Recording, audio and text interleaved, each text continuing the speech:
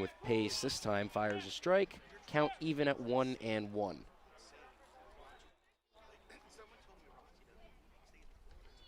And the 1-1 is fouled off onto the lacrosse field. Make that 1-2.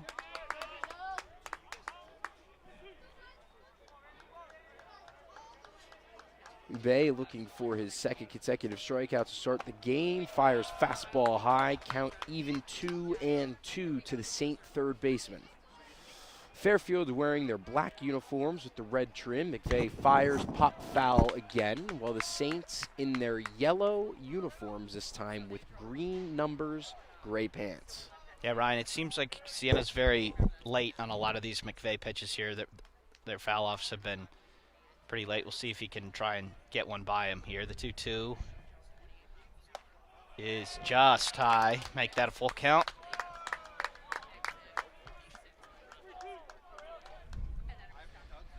Saints looking to get on the board for the first time this weekend here in the second game of the three-game set. And the payoff is low, so that's going to be the first base runner of the game. And that behind will reaching Saint base. Shortstop Danny Barbero to the plate. He's batting .246, .329 on base, .354 slug. He's hit 1 home run with 7 RBIs.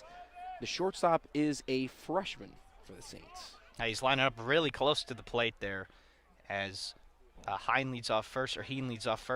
Dancing around a little bit. McVeigh deals. That's low for a ball. That 1-0. If you listen to the broadcast on Friday, you know that the Saints are not an offensive team, as their team slash line as a whole is 177, 284, 245, not numbers you're going to write home about. So McVeigh throws over to first. Not in time, but Heen pretty far off the base there, so we'll see if he's a stolen base threat as Barbero digs back in. Count still 1-0, 1 out here in the top of the first. No score yet. McVeigh from the stretch deals. That's going to get by Venuto, and Heen is going to take second. So the Saints getting somebody in scoring position here in the top of the first. That was a ball outside, so that's 2-0. McVeigh a little bit wild to start the game and into some early trouble. The Saints on Friday only got into scoring position once. 3 batters into the game, they are already in scoring position here. So McVeigh the 2-0. To Barbero deals. That's low. 3-0. You have to think, Ryan, maybe Barbero's standing so close to the plate is messing with McVeigh a little bit because his ball seems to break away from the righties. Absolutely. That's one of those things where as a pitcher, when someone's crowding the plate, you still have to remember you're allowed to go inside and the strike zone is still the same. So the 3-0 from McVeigh to Barbero is low, I guess. That's ball 4. And the Saints have somebody on first and second here in the top of the first inning. Still just 1 out. And the cleanup hitter, Matt Livingston, will come to the plate. The lefty was one of 2 Siena players to get a hit last game. And Siena would really like one here. McVeigh does have a little bit of a walk issue. His strikeout to walk ratio coming into the game was just over 2-1, and now is not 2-1. He has struck out, actually it's perfectly 2-1. He struck out 20 in the year and walked 10. So McVeigh from the stretch deals here. This ball is weakly hit foul, and that's going to get down. So make that 0-1. Sean, I'm a little bit surprised they swung at that. That was forced. Barbero walked on 4 pitches, and Randall Heen also walked as well. First pitch out would have been very deflating and an easy way for McVeigh to escape some trouble. Yeah, you don't want to help a struggling pitcher out. Livingston, one of the bigger guys, it seems like here. So the double play ball is probably on here if it's on the ground. And the 0-1 from McVeigh to Livingston here is about to be delivered. Here it is, and that's going to be in there for strike 2. Nice pitch there from McVeigh. So Livingston down in the hole 0-2 here. 1 out, first and second for Siena here in the top of the first. Livingston on the year hitting 194, 356 on base, 194 slug from the Saint cleanup hitter. And the 0-2 from McVeigh is swung on and missed, strike 3. Nice pitch, or nice bounce back there after the 4-pitch walk from McVeigh. Gets Livingston down on 3 pitches. And the designated hitter, Vincent DiNicola, will come to the plate with 2 outs and 2 men on here in the top of the first. DiNicola, the Saint Designated hitter today, he is a junior, batting 191, 269 on base, 340 slugging. He has hit 2 home runs. Up in the box. Yeah, that's interesting strategy there. And he goes first pitch slider, and this ball is fouled off behind the plate, and that is just going to miss the stands here. Pretty big bounce off some kind of pavement and into the parking lot. The Saints would love nothing but to get an early lead and to get the 0 off the board after getting shut out and only having 2 hits, 4 base runners total in their last game. So DiNicola still up in the box here, down 0-1 with 2 outs here in the top of the first. McVeigh deals. The pitch is fouled off again, and that is going to be a pretty much carbon copy of the last thing that happened. Looked like 2 breaking balls there from McVeigh. See if he triples up on it or he tries something else here. He's up 0-2. For the second straight time. With DiNicola up in the box, you'd figure he might be trying to sit on the breaking ball and catch it out in front. You wonder if McVeigh tries to blow a fastball by him here, 0-2. A lot of the Siena hitters look pretty close to the plate here. Get that barrel all the way out to McVeigh's breaking ball, and the fastball is fouled straight back. We'll do it again here at 0-2. It's back-to-back off speeds. He fouls off. He takes a pretty healthy hack at the fastball. I think you would go breaking ball down and away, try to catch him out in front. And the 0-2 from McVeigh is delivered from the stretch. The breaking ball is swung on a miss, strike 3. Nice, exactly what you said there, Ryan. Right on cue. So McVeigh gets around a couple of walks, and the Stags will come up to the plate here. No score after the top of the first. We'll stay with you during this break because we weren't able to do an intro. Fairfield 10-9 coming into today's game. Siena 2-19. Like Ryan said earlier, this is the second game of a 3-game set. Yesterday was rained out, so we got a doubleheader today. Ryan, you were on the call for that first one. Pretty solid Fairfield victory. Yeah, I mean, it was power, both sides of the ball. Power pitching from Noviello, striking out 10, 9-inning, 2-hit complete game shutout, and 4 home runs for the Stags. They worked the count, and then when it counted most, they hit home runs, and that powered their way to an 11-0 victory on Friday. It was the home opener for the Stags, and their lineup is exactly the same. Leading off for the Stags in the bottom of the first, number 1, Griffin Watson. He'll be playing left. Second baseman, Mike Bichetti, will be batting second. Batting third, Charlie Pagliarini, playing third. At first base, hitting cleanup, Matt Bergevin. Behind the plate, just notched his 100th career hit, Matt Venuto.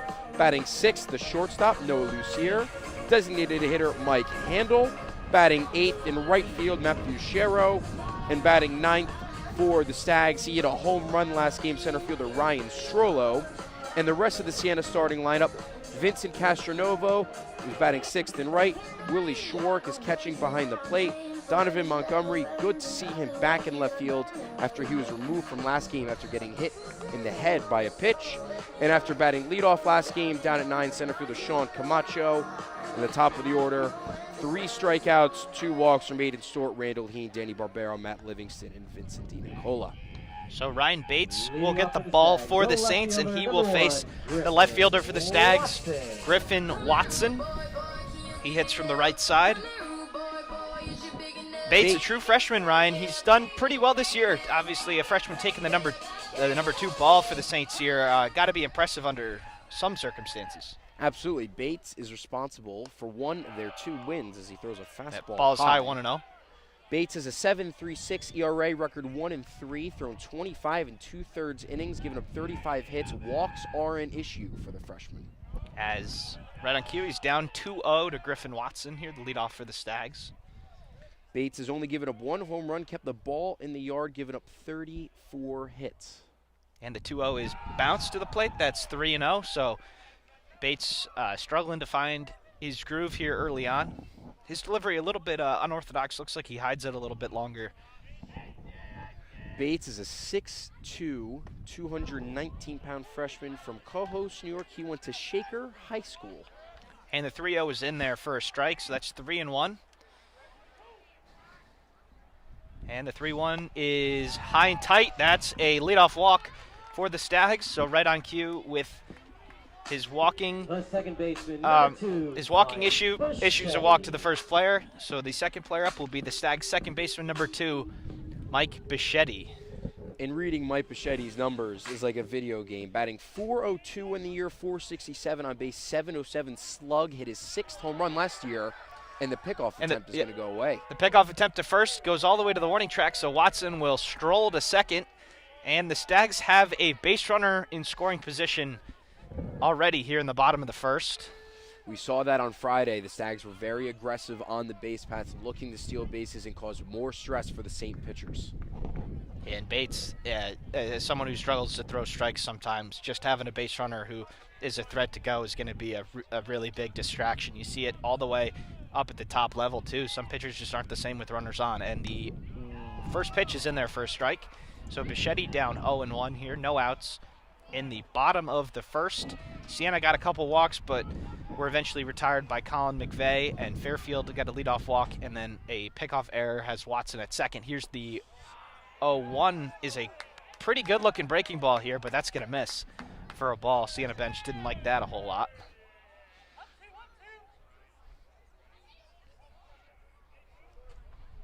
So the 1-1 to Bichetti from Bates is high. Make that 2-1.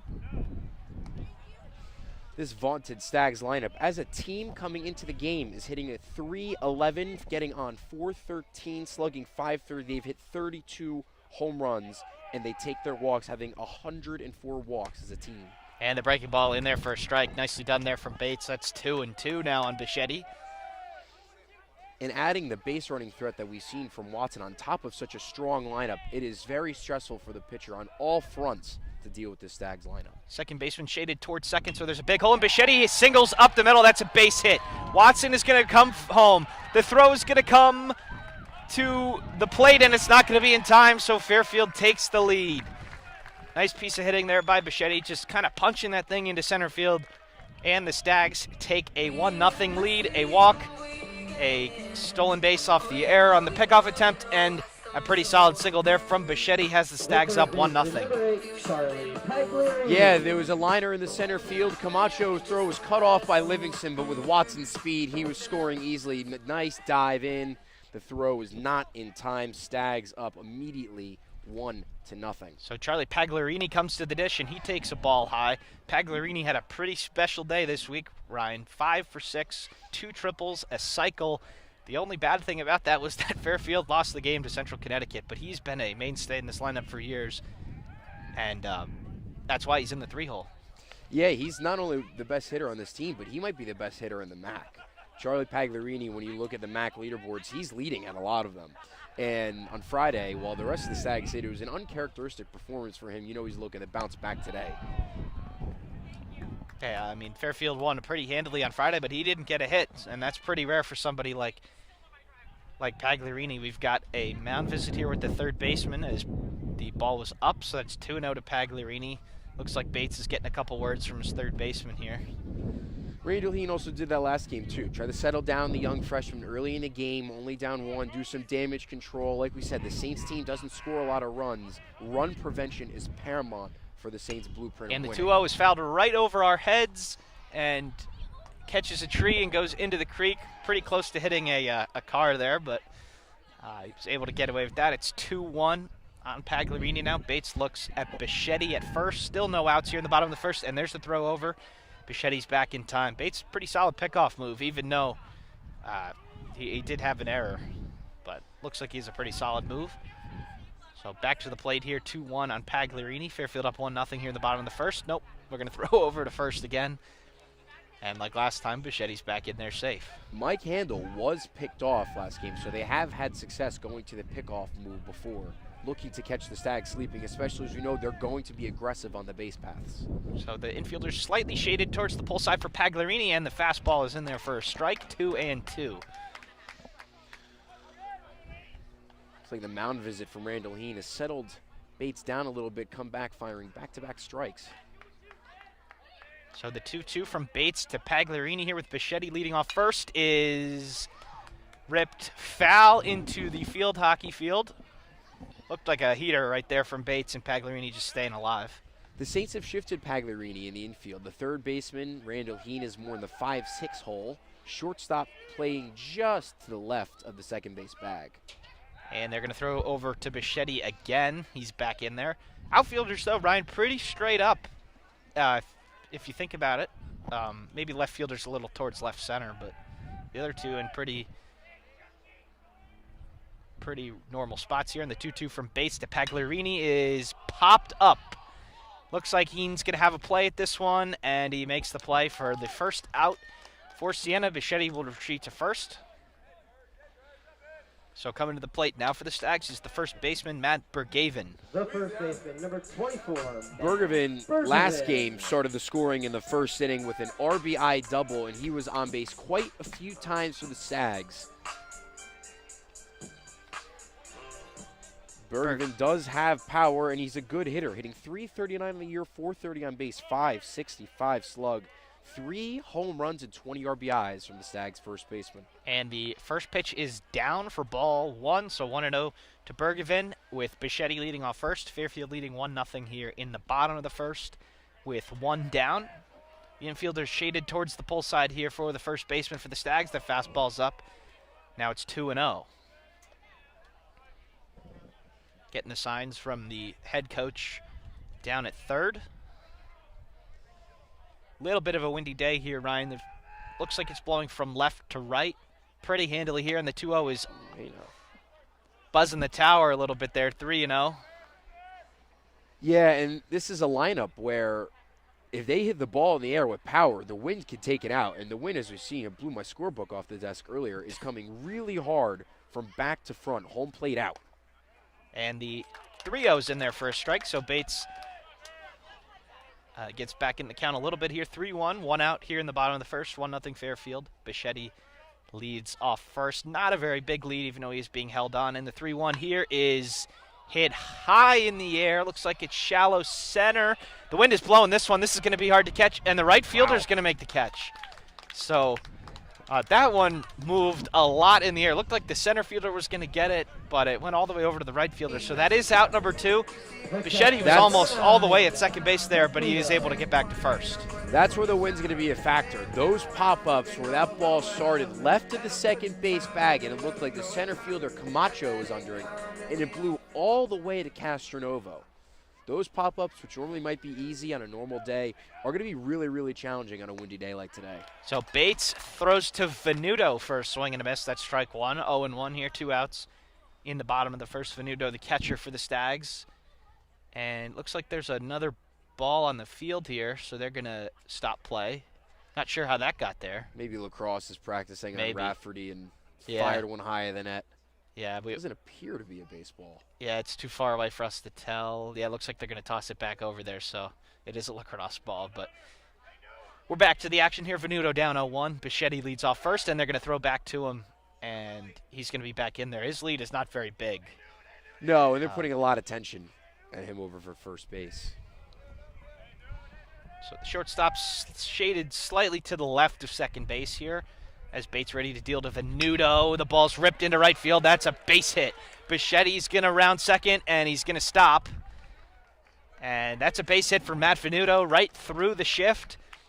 That's a product of Bichetti having to be held on, because that's right where the first baseman would have been if he didn't have to hold on the base runner. But it's a nice hit there by Venuto. Hit it pretty hard.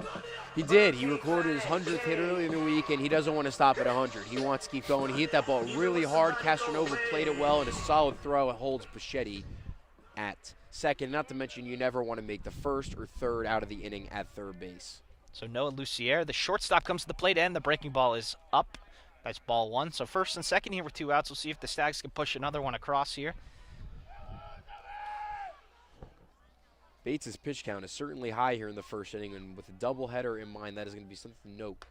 And the second pitch is a little bit of a sharper breaking ball, and that's in there for a strike. So 1-1, 2 outs here in the first. 1-0 Fairfield. Bichetti leads off second. Venuto leads off first. Siena doesn't score a lot of runs. It's pretty important for them to get out of this with just 1 given up. And the 1-1 from Bates is foul. First base side, that's clearly out of play. Looked like a heater there. He's just a little late.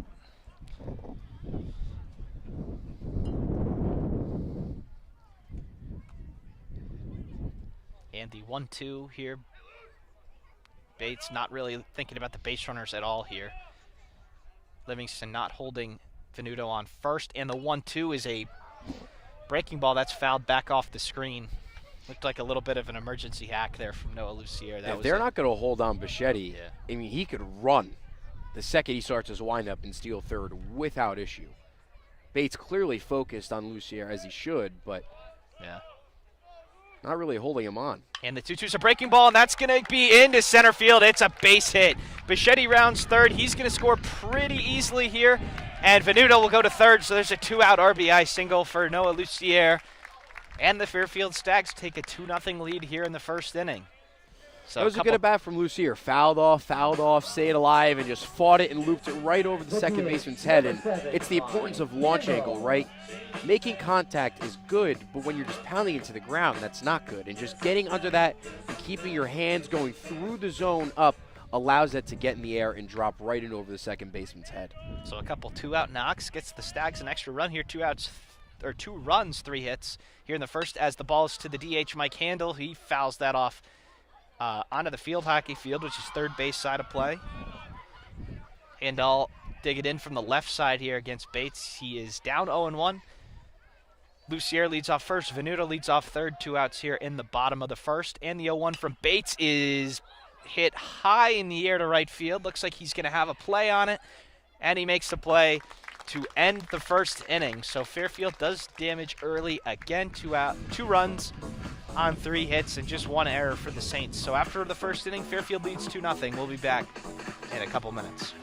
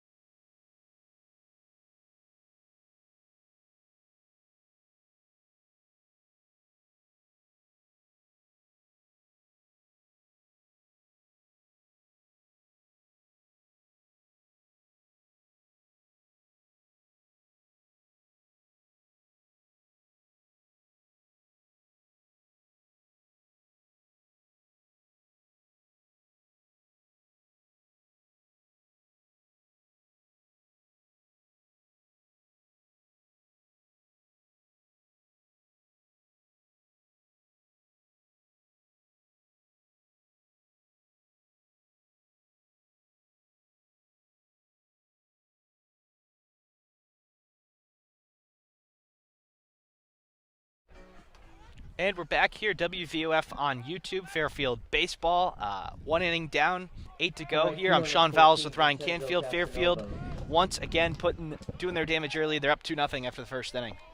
Yeah, and that's exactly what you want as a starting pitcher. Go out, come back, and you got 2 more runs. Pitching with a lead, very important, especially when you know the Saints' offense isn't very good. You can be very aggressive. So McVeigh deals to Castronovo. That's a strike. Castronovo made the 3rd out of that first inning, and it ended up being deep right field. Didn't look like it, but and he made the second one on the pop fly that drifted over to him. So the 0-1 to McVeigh. Tries the backdoor slider and gets it in there for a strike. So I don't know his splits, but it looks like McVeigh might be more effective against lefties with that slider that just breaks in and he goes up high with the heater. So that's a textbook strikeout there from McVeigh. 4 strikeouts for 4 outs this far from McVeigh. 3 strikes, 3 swings and misses there for Castronovo, or 2 swings and misses and 1 take. But McVeigh looking like he's in a rhythm here as Willie Schwarrick, the catcher, comes to the dish.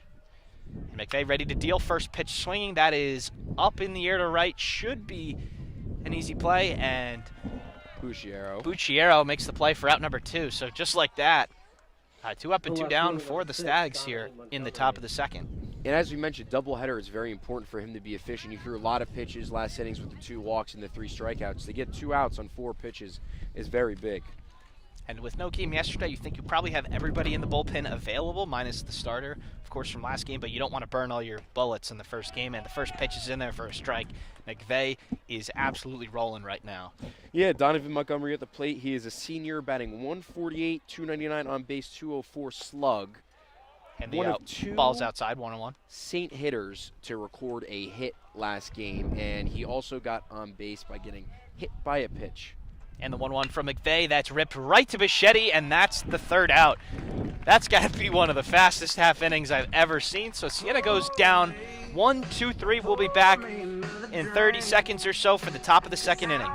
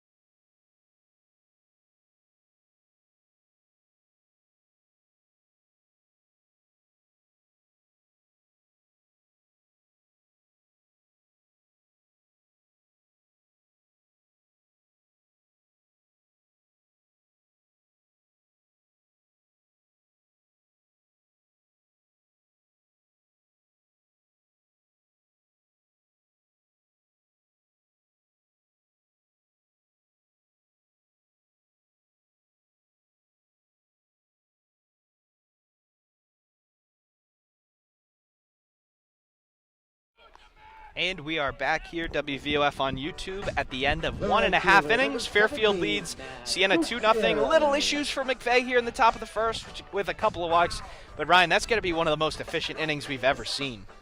Yeah, McVeigh was dealing, cruising, helps a pitch count in a massive way. Coming up for the lineup is Matt Bucciero, 8-9-1 for the Stags here in the bottom of the second. And the first pitch by Bates is in there for a strike.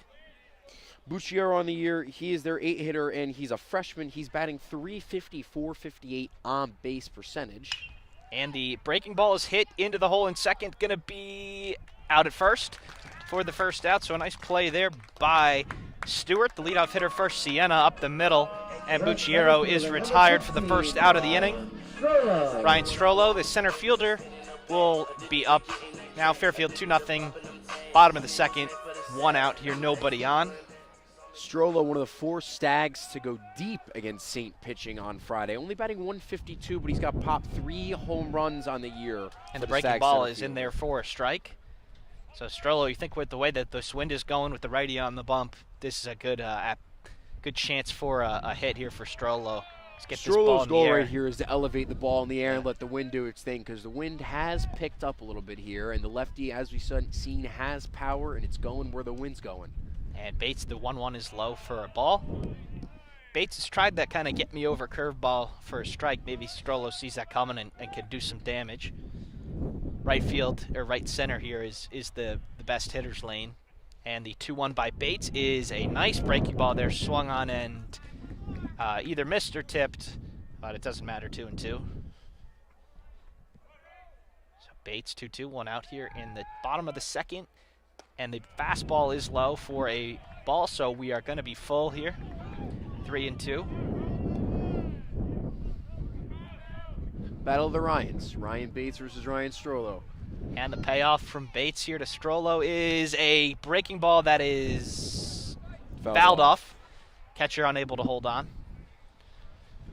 Looks like he was a little in front of that. Maybe a little lucky to get a piece. If you're Strollo, you could try to time up the fastball, or do you sit on that breaking ball and try to give it a ride? 2-strike, naturally, you're thinking fastball fighting off speed. But Bates, as we've seen, has a very strong curveball. And it seems like he's maybe had as much control with the breaking ball today. And we'll do it again. Another payoff here by Bates, and that's a fastball tipped into the glove, and the catcher holds on for out number 2. So Bates goes down with the fastball and gets Strollo to strike out. We'll turn the lineup card back over here, and Griffin Watson will come to the plate here with 2 outs in the bottom of the second. The leadoff hitter for the Stags is a grad student out of Maine. He walked his first at-bat, batting .304, .421, .544 slug. And they get me over breaking balls in there for a strike. Watson did come around to score. in that first inning. But Bates looking like he's in a little better of a rhythm here, too. And Watson, the 0-1. also one of the 4 Stags that hit a home run on Friday.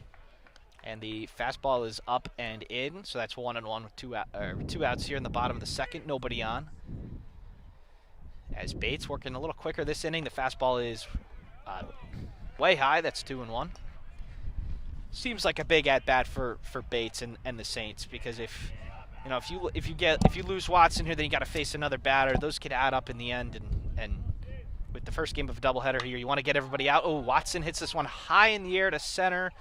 Looks like he's going to be able to make the play, and he shields his eyes from the sun and makes the play. That was Camacho in center. So the Stags go down 1-2-3 at the end of 2. Fairfield leads 2-0. We'll be back in a little bit.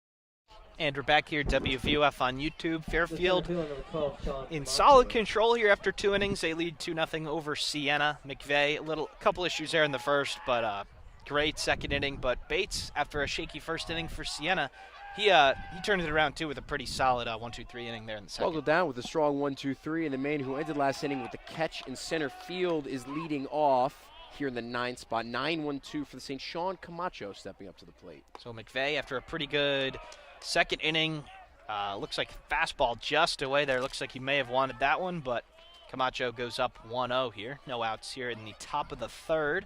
McVeigh deals. That's a breaking ball, and this is hit well to center. Strollo will get over there. Strollo will stroll over there to make the play for out number 1. Pretty well hit, just defender right there. So McVeigh gets Camacho, and Siena's turn to turn the lineup card over. Aiden Stewart, the leadoff hitter, will make his way to the plate. He struck out looking in his first at-bat. And McVeigh deals. That's a breaking ball, and that's fouled off onto the soccer practice field over there. So 0-1 here, 1 out. Here in the top of the third, nobody on yet for Siena. McVeigh gets a sign from the windup deals. That's down and away for ball 1. Stewart is a freshman, batting 190, 316 on base, 302 slug. He has hit a home run this year. So McVeigh from the windup. The 1-1 is a breaking ball. This is sliced into left field. That's a base hit. Stewart is going for 2. And he's going to turn around.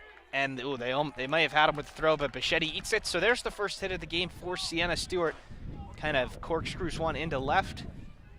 And Siena has a 1-out base runner here in the top of the third. That's what you want of your leadoff hitter. Fight went off, and he would have been thrown out at second. He was smart to put on the brakes and turn around and go back to first. So McVeigh going to have to deal from the stretch here like we saw in the first inning. Wow, good move. And, good pickoff move, and nearly had him at first there. He stepped off and he dropped his arm slot to do a sidearm sling. That's what you call your A move as a pitcher, and he's already shown that. Yeah, not even a big lead from Stewart there, but you saw him dig pretty fast down the line, breaking ball in the dirt here for ball 1.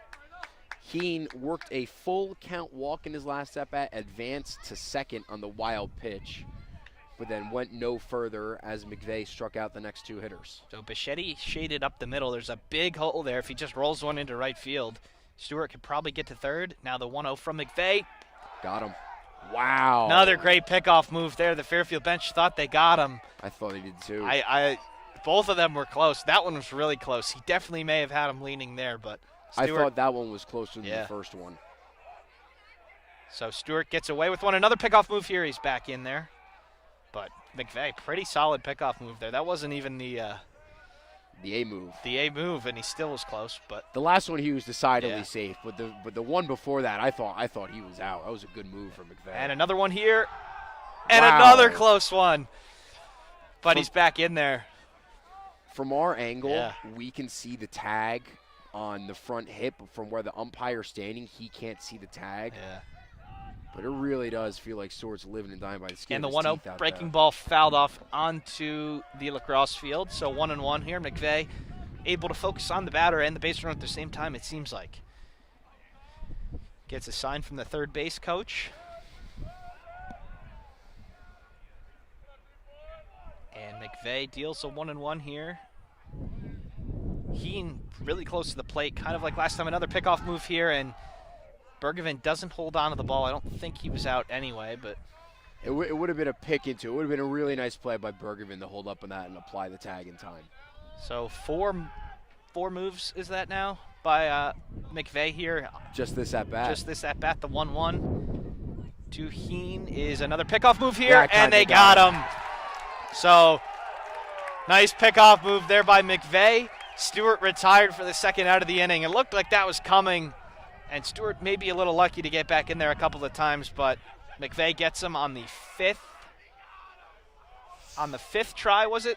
I think. I mean, so McVeigh that's the was second just out of the going inning. after the freshman over and over again and finally caught him sleeping just a little bit. So now 1-1, 2 outs here in the inning, and McVeigh deals is high and away, so make that 2-1. You normally don't see that. You know, the pitcher picks over once, maybe the runner goes in a half a step more, and Stewart just kept going out and out. And the breaking ball swung on a miss for strike 2.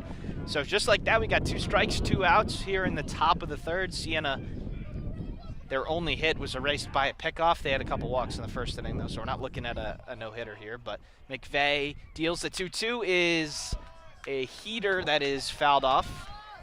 So Heen putting together a couple nice at-bats here. Obviously walked in the first and battling here in the top of the third.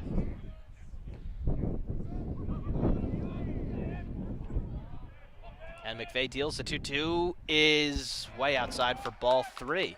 So another full count here And for Heen.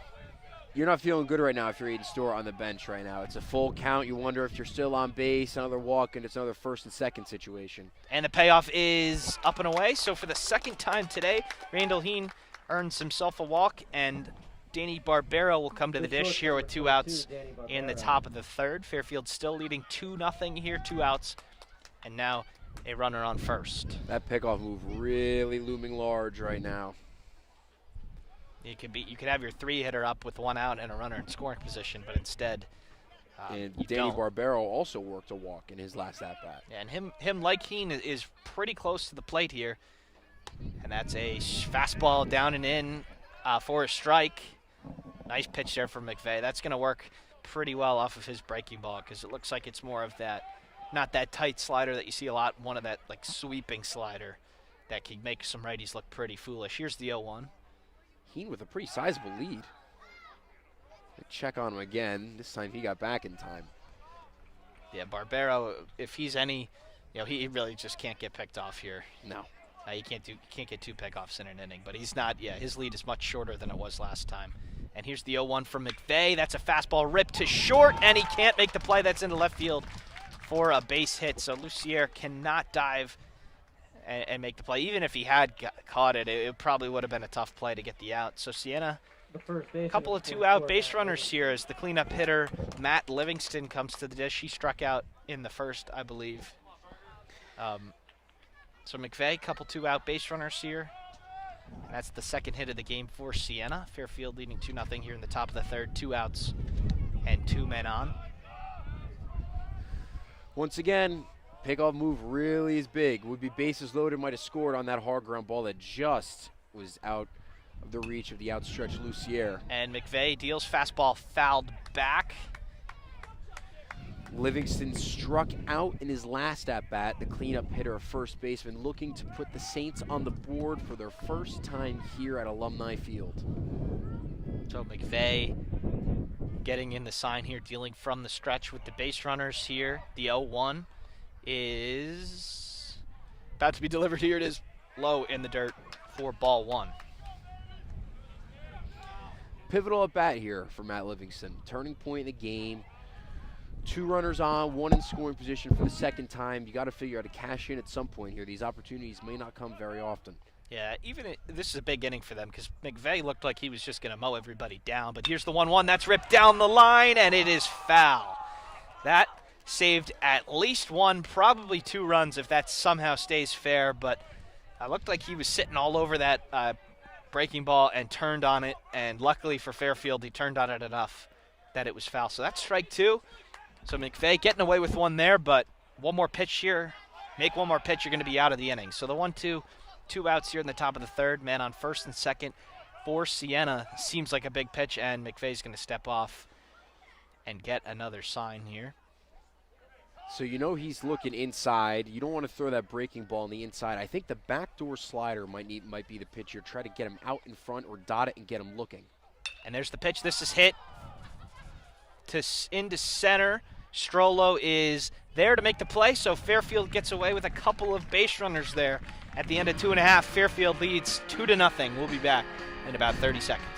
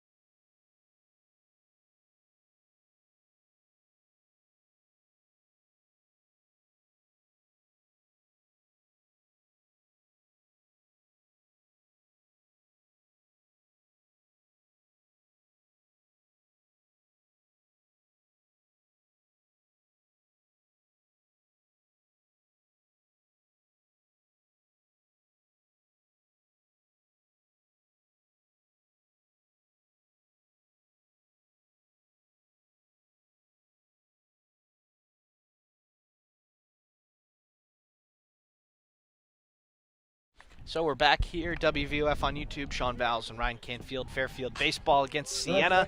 Fairfield leads 2-0 after 2.5 innings. We were just talking about this off air. Really big for Siena not to get something there for Fairfield, because a team that really struggles with runs, you could see that not cashing in and that opportunity affecting their confidence a little. Here's the get me over breaking ball to Bichetti for strike 1. Bichetti singled and scored and actually drove in a run as well in his last at-bat. So the fastball is ripped foul. So Bichetti just like that down 0-2 here with no outs in the bottom of the third.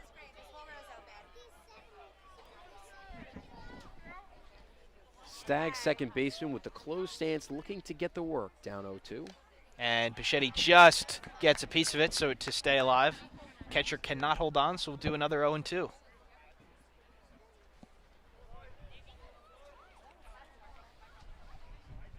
So there's a big hole up the middle here for Bichetti, and he swings and misses on a high fastball. So pretty impressive pitching there by Ryan Bates for Siena. And Charlie Pagliarini will come to the plate for the Stags.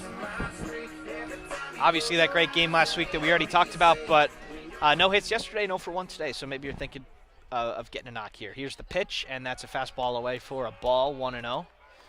Pagliarini looking to have some more hard contact after popping out to Heen. Wind starting to pick up, notable for lefty Pagliarini. There's the breaking ball on the outside corner for a strike. Make that 1-1 here with 1 out in the bottom of the third. Bates is kind of pitching backwards. He's establishing his first strikes with the curveball and finishing with the fastball. Here's the 1-1. That's a breaking ball swung on and missed. Pagliarini way out in front on that one. Make that 1-2. So Bates seems like he is getting into rhythm here as he's delivering with speed. Here's the 1-2. This is hit high in the air, Ooh, that foul. car's gonna move. hopefully it doesn't hit that car. It looks like the car's going to get out of the way in time. So we'll do it again here at 1 and 2.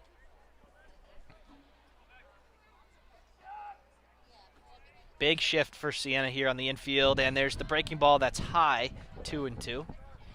That's something about Bates and his use of the breaking ball. It's low, high, inside, outside. He feels comfortable throwing it to all quadrants of the strike zone. And the 2-2 here by Bates is hit him. Hit Pagliarini, so he's going to take first. Looked like it got him off a bounce, so you hope that he's okay. He's limping down the line. He looks okay here. They're going to check. They're probably going to send somebody to check on him, but Bates uses that get-me-over curveball a lot, but if Fairfield times that up, it might go over the fence. So he's got to be a little bit careful with that. That's one of those, if you time up early in a count and he misfires over the middle of this plate, this Stags lineup's at 32 home runs this year, they will make you pay for it. So it looks like Pagliarini's good to stay in here as Matt Bergevin will come to the plate, the cleanup hitter for the Stags. 2-0 Fairfield here in the bottom of the third. Pagliarini leads off first. There's the breaking ball in the dirt for ball 1. Very nice crowd here. It's a completely not a cloud in the sky here on this Sunday morning into afternoon. So Bates paying a little attention to Pagliarini at first. And here's the 1-0 that's in their first strike. Wouldn't assume that Pagliarini is running. He isn't somebody who's meant to do that anyway, and having just got hit in the leg, you'd think that they're probably not going to send him here, but you never know. With that being said, that's all the reason why he should steal, because they think he might not steal. So pretty big lead. Oh, he's going here. There's the 1-1, maybe a hit and run. That is hit into the parking lot here, and hits the top of a Fordham University car over there. Not really sure what that's doing here, but the hit and run was on there. You rarely see that with the 3 and 4 hitters in a lineup, but the count's now 1 and 2, 1 out here. Pagliarini leads off first. I guess his foot's feeling all right. Yeah. And the 1-2 is. Oh, hey now.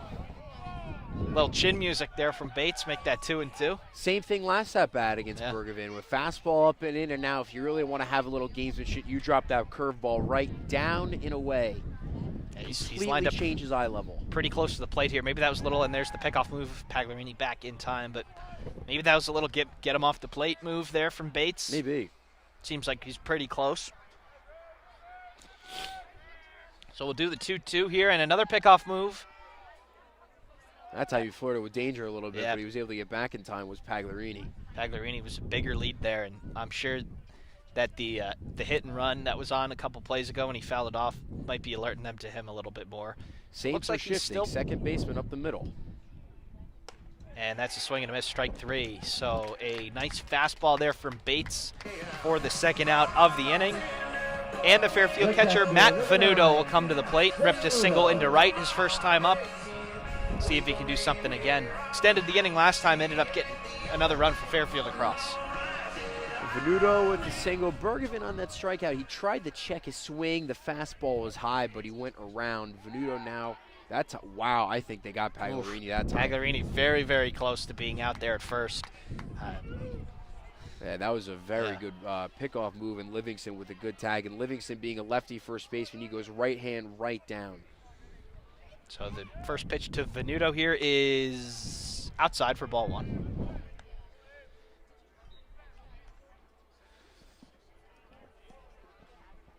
Three strikeouts on the day so far for Bates, 2 of which coming this inning against the 2 and 4 hitters for the Stags. And the looked like a breaking ball there, swung on a missed for strike 1. You can see why, Bates just a freshman, Ryan. He could turn into a pretty good player one day. Not that he isn't now, but he's got live arm, got some movement on the fastball, and that nice breaking ball too. Here's the 1-1 that's outside for ball 2. So Pagliarini leads off first. Venuto at the plate, up 2-1 here, 2 outs in the bottom of the third. Fairfield leads 2-0 here over Siena in the first game of a 2-game doubleheader. And Bates deals the high breaking ball for a ball, 3-1. It'd be very big for Bates to get out of this. Another scoreless frame put up.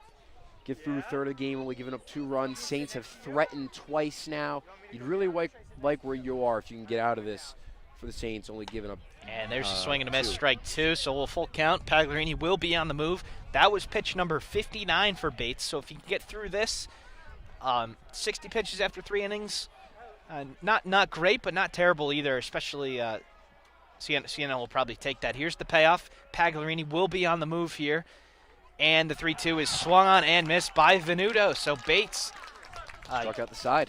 struck out the side here in third at the end of 3. Fairfield leads 2-0 here at Alumni Field. We'll be back in a little bit.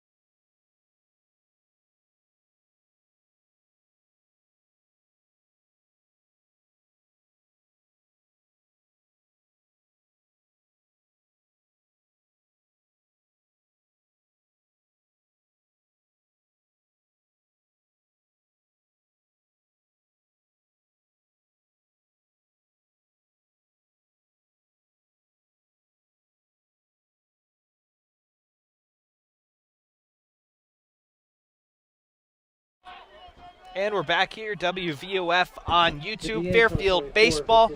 At the end of 3, the Stags lead 2-0 here. Colin McVeigh looking pretty solid through 2 innings, just 50 pitches. So, especially with this being a doubleheader, they're probably just going to run him out there as long as he can go today. As D. Nicola, the designated hitter, into the box here, and McVeigh deals a nice breaking ball in there for a strike. Looked like for a second there that was going to hit him, and right as you know it, it's over the middle of the plate. So 0-1 here from McVeigh is the same exact pitch. This one is fouled back into the parking lot. So just like that, McVeigh's up 0-2 here in the top of the 4th. D. Nicola struck out swinging on the first inning, quickly finds himself down 0-2. Does the Saints a designated hitter? So McVeigh up 0-2 here. That is a fastball ripped straight back into the parking lot. Let's hope it doesn't hit a car. And it somehow split the cars. A couple, the third or fourth bounce isn't too bad, but if it gets it on the first bounce, that's where windows can be shattered and stuff like that. So if it another hits 0-2. a car on the first bounce, you'll hear it on the broadcast. Oh, another 0-2. That's breaking ball in the dirt here. So McVeigh throwing a lot of breaking balls here. We'll see if he tries to ring him up with a high fastball maybe here, now up 1-2. Here's the 1-2 from McVeigh. There's a fastball. This is hit high in the air. This is going to be affected by the wind. This is going to be a tough play here by Lucier, and it drops. He's going for second, and he is safe. So that's going to be an error on the shortstop, Lucier. We knew it right away when it went in the air. That is a tough play for any shortstop, but he's unable to make the play, and Siena has a leadoff player, or the leadoff hitter at second base.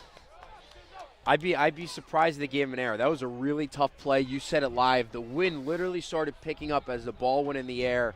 Shortstop going back. Griffin Watson, left fielder, was playing deep. That's a ball that found a hole, and good heads-up base running from D. Nicola to understand that there's a good chance that ball's going to drop. So Castronovo on the plate here. McVeigh, there's a bunt, and they're going to be playing the out game here as McVeigh will flip it to Bergevin, and Siena will move their base runner to third here. A little interesting to see them do that down 2 runs here, but I guess they just need to push one across here any way that they can. Like we said earlier, Sean, this is a team that struggles to score runs. To get a runner in third with 1 out, 2 chances. We've seen McVeigh have a couple pass balls and the breaking ball now. McVeigh has to think twice about throwing that breaking ball. The fastball now, maybe you could see Willie Schwartz sit on it. So Schwartz into the plate. The catcher here, there's a ball in there for a strike. Ryan was right. The scorekeeper did not call that an error on Luciera. It was a tough play, but looking back, he'll probably wish he had that one back, trying to make that play. Tough play, 100% wishes he had it, but tough error to give. Fastball swung out and missed here, so McVeigh up 0-2. The infield is back here for Fairfield, so if it's a ground ball, it looks like they're going to concede the run here. But up 0-2, if you're McVeigh, you're probably thinking strikeout here. You're going strikeout all the way. So here's the 0-2 to the catcher for Siena. McVeigh deals. The pitch is fouled off. First base side of play. That is going to make it out of play. Pivotal at bat here for the Saints. Getting one on the board, not having to look up on a 0 on the scoreboard does a lot for team morale in the dugout. Sometimes you just need to get the one, and then the rest will come. And McVeigh, you think maybe he spins a breaking ball here, but maybe with that runner on third, maybe he doesn't. There's the 0-2. That is very close. And it looked like he did check his swing, though, but that ball may have been over the plate, but McVeigh doesn't get the call there. So he stays alive. 1-2 here, 1 out. Man on third here in the top of the fourth for Siena. McVeigh deals. That pitch is fouled off onto the lacrosse field. So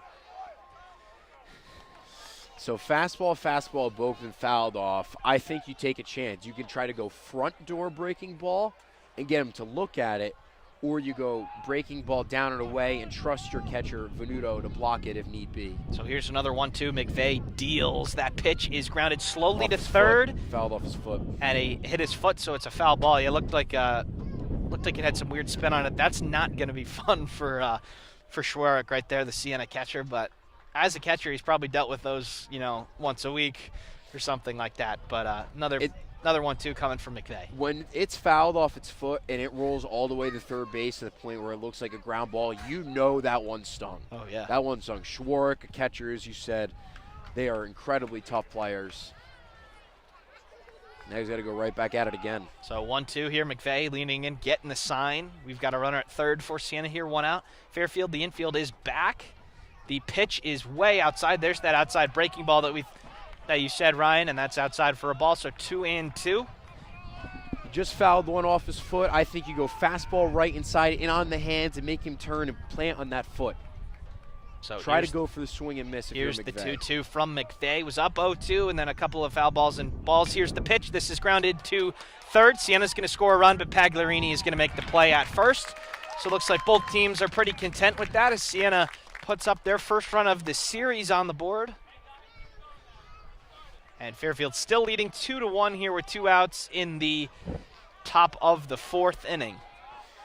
Saints take advantage of a seeing eye double.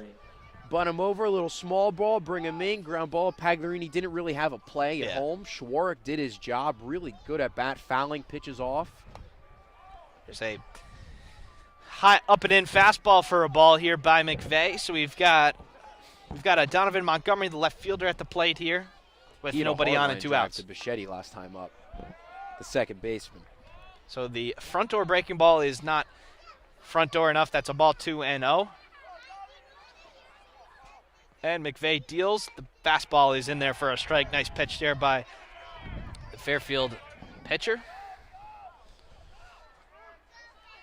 So McVeigh is at 64 pitches here, 3 2/3. There's a swing and a miss.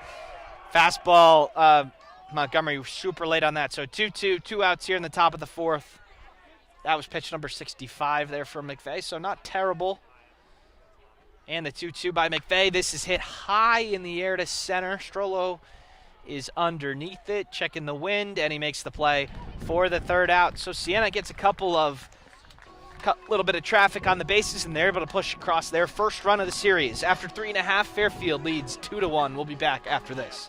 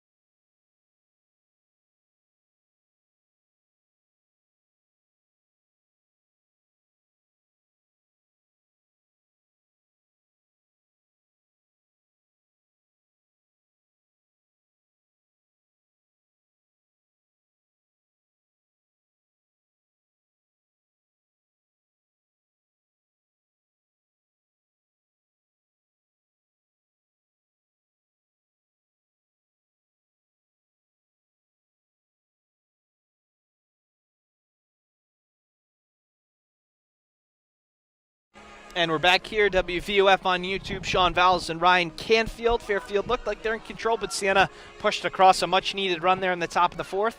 So here in the bottom of the fourth for Fairfield, you'd love to see them punch right back and get this lead back up to 2 as Lucierre's in the box here by Bates. That's a nice breaking ball in the front door for strike 1. So Bates has totally figured it out after struggling early.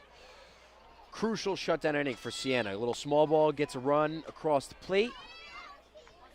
And to get a shutdown inning with no Lucierre, Mike Handel, and Matt Bucciero, the 6-7-8 hitters, firmly keeps the Saints in the game.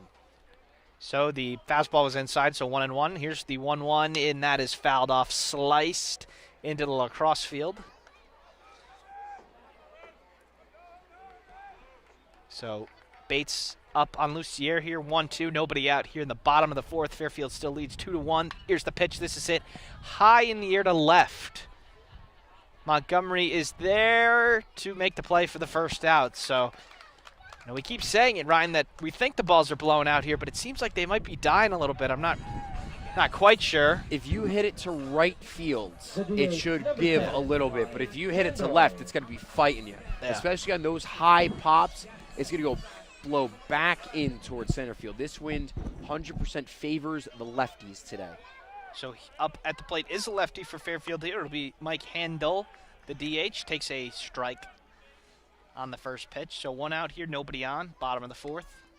Fairfield leads 2-1. Bates delivers to Handel. The pitch is low for ball. Make that 1-1. Handel flew out to right his last at-bat. He got a little bit too under it, and the wind wasn't able to carry it out. Yeah, it's still snuck pretty far back there, though. Friday. Here's the 1-1. This pitch is ripped into right center, right on cue. This ball is out of here. Home run for Mike Handel, right on cue, and Fairfield restores their 2-run lead. So exactly what we said, that right center part of the ballpark, a little bit shorter than the rest, and Handel gets it right over the fence and into a couple of the fans out there. So Handel over the fence, Fairfield leads 3-1. He did exactly what we were talking about.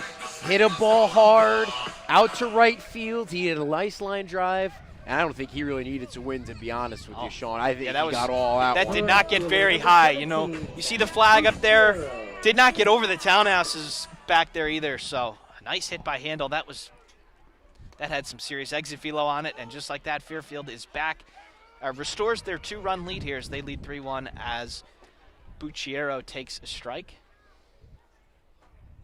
And another breaking ball is high, so make that 1-1 here, 1 out. In the bottom of the fourth, Fairfield leads 3-1.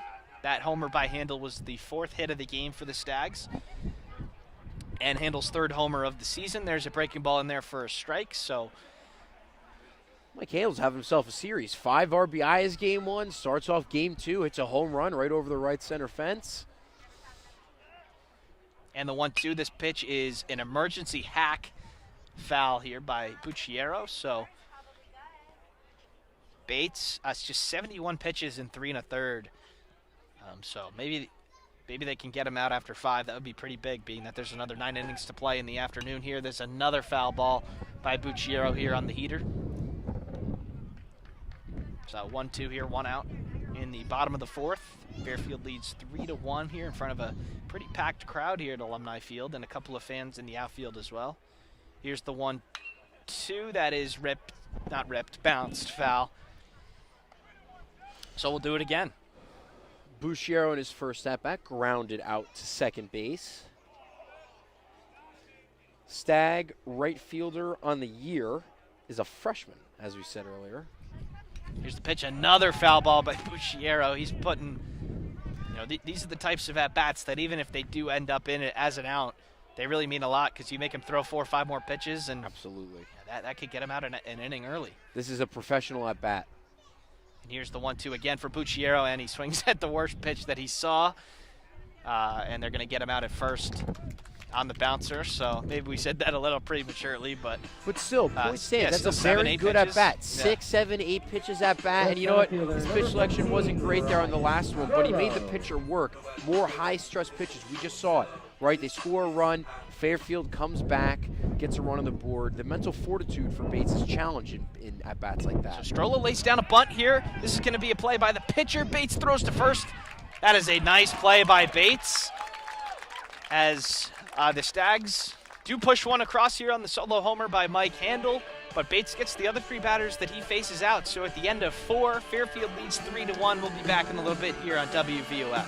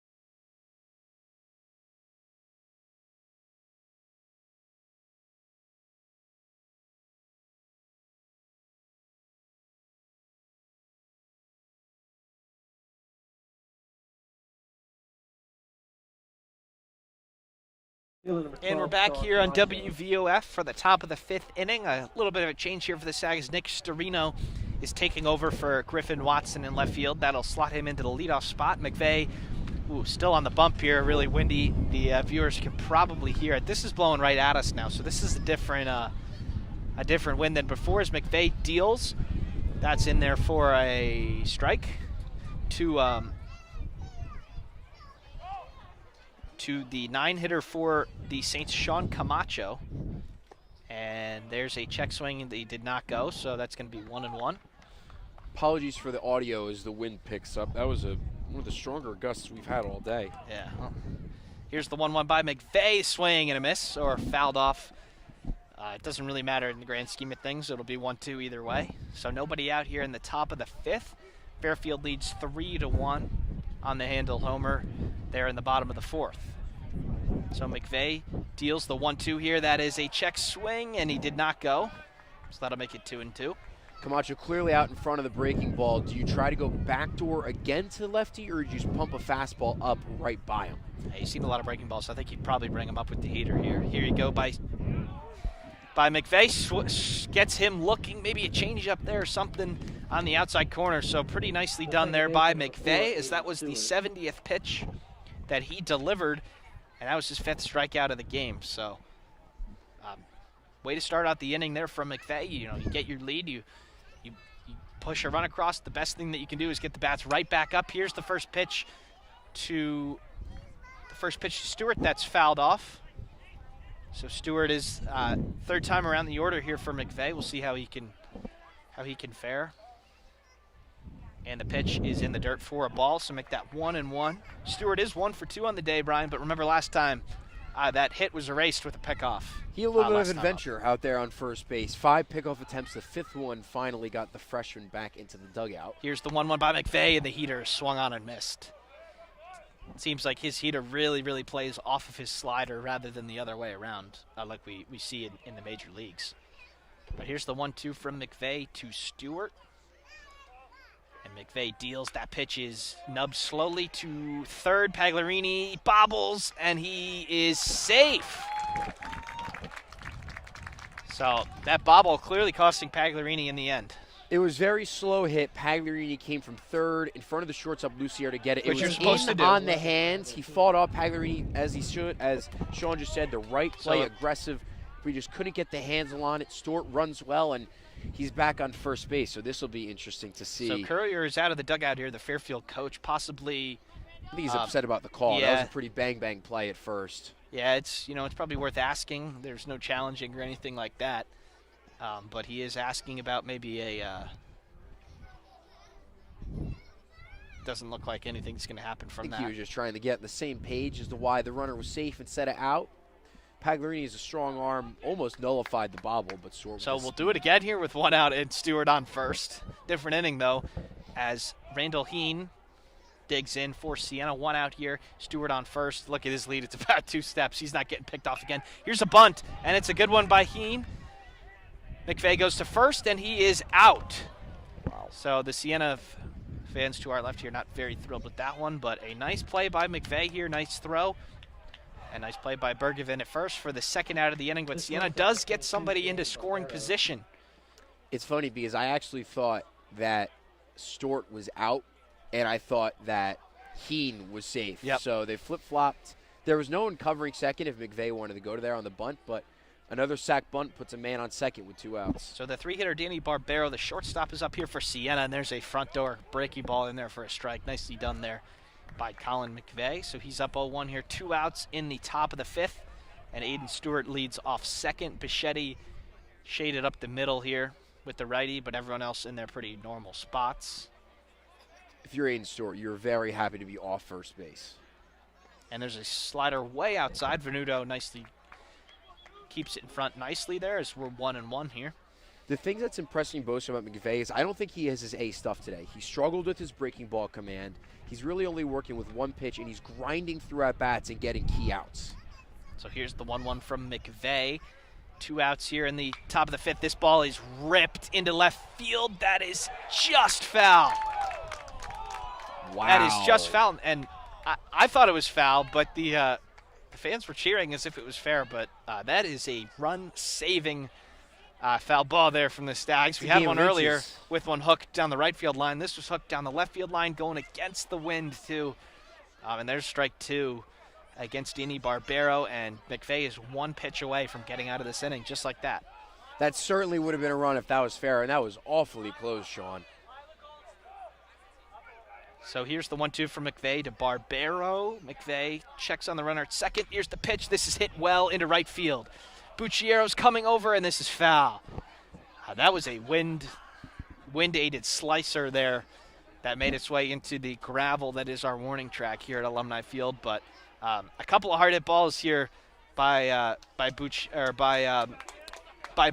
So McVeigh maybe needs to be a little careful here. Barbero's going foul down the left field line. He's going foul down the right field line. You think third time maybe he goes up the middle this time. Good quality swings, though. It's clear third time around the order. Barbero is seeing McVeigh a little bit better. And, you know, he is up 1-2 here, but you do have first base open, so maybe you throw a couple of balls here and see if he chases. Here's the pitch from McVeigh. That's way outside, so that makes it 2-2. So, again, another key at-bat in this game. Another runner in scoring position. Can the Saints break through once again?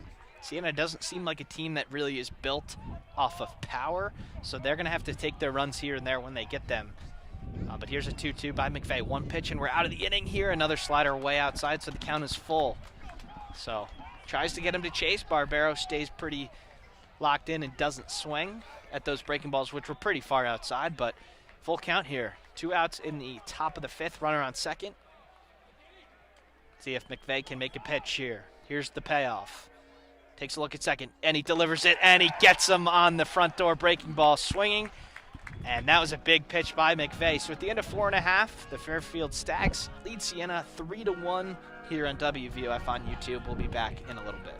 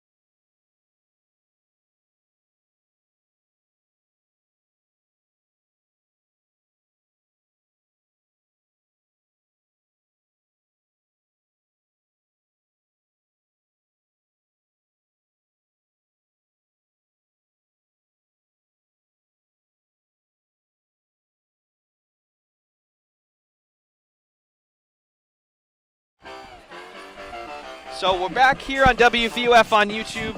Sean Bowles and Ryan Canfield here at Alumni Diamond, Fairfield Baseball. We'll turn the lineup card over again for the Stags here, but this time it'll be Nick Storino who came in for Griffin Watson as the lefty takes a ball outside. The starter in there still for Siena, Ryan Bates. That was his 81st pitch delivered here, and we're only in the 5th inning, so probably won't see him for much longer. Here's the 1-0, and this is grounded right to the second baseman. Going to be a routine play for the first out of the inning. Unless he's hyper efficient and getting one out on 2 pitches is part of that way, I'd be pretty surprised if we saw Bates next inning. Bichetti steps up to the plate, having singled in a run and struck out thus far today against the Saint freshman right-hander. So Bichetti digs in, and he takes a fastball low for a ball from Bates. So Fairfield, obviously they've not had a lot of traffic on the bases, and they've kind of pushed across every run that they could have other than the home run, and this pitch is ripped up the middle. There's a base hit by Bichetti. That was hit pretty hard and a little bit of a screamer right past the pitcher. So there's a hit for Bichetti here in the bottom of the 5th. Man on first with 1 out as Charlie Pagliarini comes to the dish for the Stags. That ball was tattooed, my goodness. Bichetti really hit that one hard. A multi-hit day for the Stags second baseman to no one's surprise, as his batting average is over 400. So Bates, Pagliarini, good matchup here for the Fairfield third baseman as he swings and misses on the first pitch.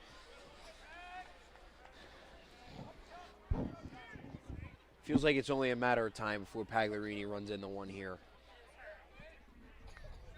And the 0-1 from Bates to Pagliarini is ripped, and this is popped up in the infield here. It looks like it's Heen, the third baseman, who's going to make the play, and he does very nicely for out number 2. So Pagliarini, after that great 5-for-6 day, I believe that's 8 at-bats in a row without a hit. So yeah, not really an issue yet, but once that gets to 10, 12, that's when you start worrying about it a little bit. And we said it, he needs to be hyper-efficient. 6 pitches thus far this inning. A quick out from here from Matt Bergevin, and I think we're going to see Ryan Bates next inning. We'll probably see him come out next inning either way, but whether, it probably depends on how quickly he gets this third out here in the bottom of the 5th. Fairfield leads 3-1. Bichetti leads off first, and the first baseman, Matt Bergevin, digs in for the Stags. There's a breaking ball over the plate for a strike. Bergevin is flown to right field and struck out against Bates. Bates turning in a very good start to this point, showing some good resolve, pitching out of situations against a very good Stag lineup. And here's the 0-1 by Bates. That is inside, but he's going to get the call for a strike there. So Bergevin goes down 0-2 here with 2 outs. Bichetti leads off first. And Bergevin here in a hole. See if he can get out of it. Bates steals. The 0-2 is low for a ball. 10th pitch of the inning coming up for Bates. Wouldn't be surprised if you see Bichetti try and run here. Oh, here he goes. Pickoff move right on cue there. Apparently the Saints wouldn't be surprised if you try the run either. So, little reset here. 1-2, 2 outs here in the bottom of the 5th. Fairfield leads 3-1. Bichetti leads off first here and the 1-2. The runner goes. This pitch is hit into right field. There's a hit and run. Nicely executed there by the Stags as Bichetti will cruise into third. So, a little bit of small ball there from the Stags on their part as they turn a 2-out knock into a 1-out single into first and third with 2 outs here as the Stags catcher Matt Venuto, who is one of the better hitters on the team, comes to the plate with another opportunity to add on to the lead. Yeah, I mean, that was just an excuse-me swing from Bergevin. Jammed him, fastball. He just had to get a job done to stay alive. Bichetti was running anyway. Here's a mound visit for Siena here. I believe this is their and pitching coach. It doesn't seem like there's any action in the pen over there. We can't really see it, so we're not for sure. But, yeah, that seemed like It doesn't look like they're pulling Bates. This looks like a pep talk, and just get out of this. I think this conversation's about, hey, Ryan, empty the tank right now. Yep. Empty the tank. Let's get out of this inning unscathed, and your day is done. And they're probably going over a scouting report on Venuto, the lefty, who singled in the first and struck out in his second at-bat. So the ump is going to get in there to break it up, and Bates will be in there for the inning. 2 outs here in the bottom of the 5th. First and third for the Stags here as they lead 3-1. This seems like a big at bat. If Venuto's able to knock at least one of these guys in, that seems like a big deal. Bates to Venuto here, and the curveball swung on and missed. So Venuto possibly looking for that first pitch breaking ball, and it was a good one from Bates. Yeah, and this is where, Bates is going to go to what's worked for him best, and that's a curveball. And if you're Venuto, you got to try and time that up the best you can. So here's the 0-1, and this is a changeup, I believe, fouled off. So another batter up 0-2 here. If you're Bates, you've really got to put these guys away right away. These are the pitch count killers when you let people hang around in the at-bat a little bit. I think you go fastball outside. So this will be his 92nd pitch here. The 0-2 is swung on and missed. So a really nice bounce back there from Bates as he gets out of the inning. So Fairfield leads 3-1 here after 5. We'll be back in 30 seconds for the top of the 6th.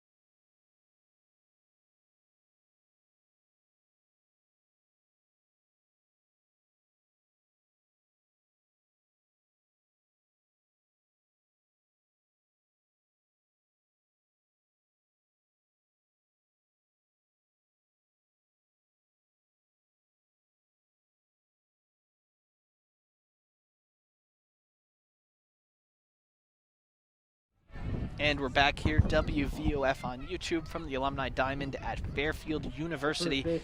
We're here in the top of the 6th. Fairfield leads 3-1. McVeigh still out there for the Stags. Ryan, pretty solid stuff from McVeigh so far on the numbers, but he said a couple of pitches haven't been as sharp as normal. No, he hasn't been working with the sharpest stuff, and it's a testament of a good pitcher when you have maybe your B, C stuff to grind through. He's given 5 innings of 1-run ball, 4, 5, 6 in the order coming up now, looking to make it 6. So Livingston, first pitch swinging here. This is hit well to right. This is going to be out of here. So there's a home run by Siena, and it's blowing here, as you can probably tell, and Livingston just knocks this thing right over the fence, and Siena gets back in this one with the cleanup hitter going yard. So there's been some action in the Fairfield pen, and it looks like we're going to get a pitching visit here by the pitching coach by McVeigh. So just the 5th hit and the 2nd run by McVeigh. That was pitch number 87, so maybe you try and let him get out of this inning. But certainly after this, this will be it for McVeigh. But just a meeting between the pitching coach, the catcher, and the pitcher. We said it, the wind's going that way. Not that Livingston needed it. He got all of that one. That cleared the right center fence easily. Yeah, that was very similar to Homer to Handle. Just kind of turning on a pitch inside for a lefty and just getting it over that right center fence. And both of them clearly were missiles. So DiNicola will come up for the Saints here as McVeigh tries to bounce back. The pitch is swung on and missed for strike 1. So Vincent DiNicola steps up to the plate. He scored the Saints' first run after the little pop-up that fell. The wind took it away, and he was smartly able to stretch it into 2. And this one's hit well to center field. Strollo is underneath it for the first out. So a couple of hard hits for McVeigh here.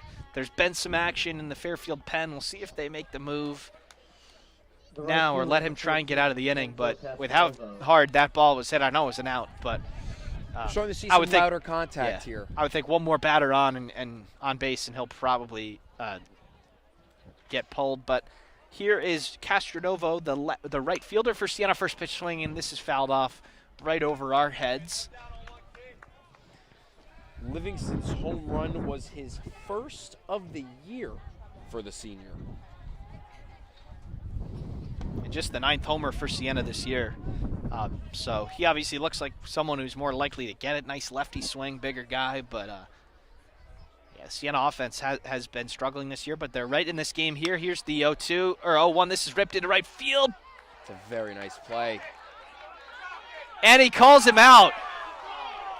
And Bucciero makes the play in right for the second out. The fans do not like this one. They think he might have And the dropped Siena it. manager is going to make his case here. It looked like he had it. Maybe he lost it on the way down. It looked like a snow cone from our angle. He caught it with the top. The ball was hit very hard, running away from him. He had it, and it's a matter of if he held on to it. Looks like the Siena coach is going to make his case here. Obviously, the first base umpire had to run out there and try and make the play. Not an ideal situation, but that's going to be the second out of the inning. He is standing on first base. They're meeting. And they're going to have an umpire meeting here. They're going to determine whether it's a single or not. Regardless of whether he's out, that's more loud contact for McVeigh. That's 3 straight hitters that have really barreled him up. And, you know, the fact that they're meeting about it makes them think that this might be safe. And they're going to call him out. So interesting lucky break there from the Stags. I mean, I thought it was out. I thought he had it initially, and it was a snow cone, and his glove went to the ground, and I don't think it fell out. I just think he picked it back up with his glove. And Shorrock ground ball to Pagliarini. Nice pick here.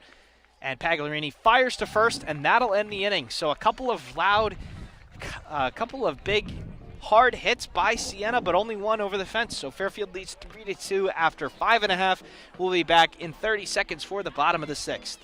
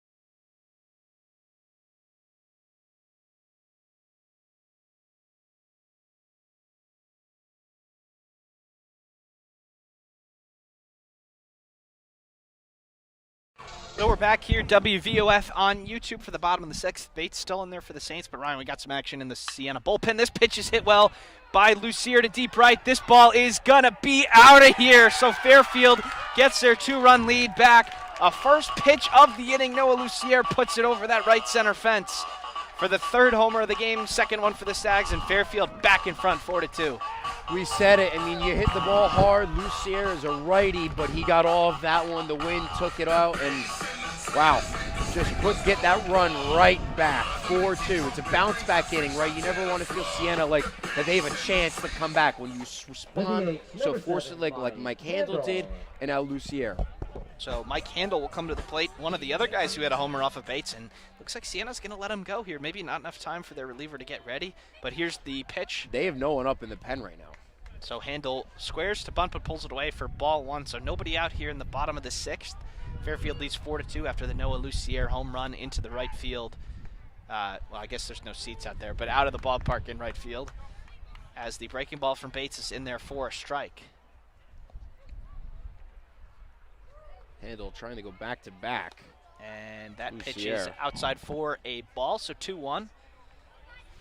Handel hit the home run earlier, flew out to right in his first at-bat. And this ball is blooped into left. And the left fielder for Siena, Montgomery. Donovan Montgomery makes the play for the first out of the inning as number 17, Matt Bucciero, comes to the plate for the Stags. Number 17, Matt Bucciero.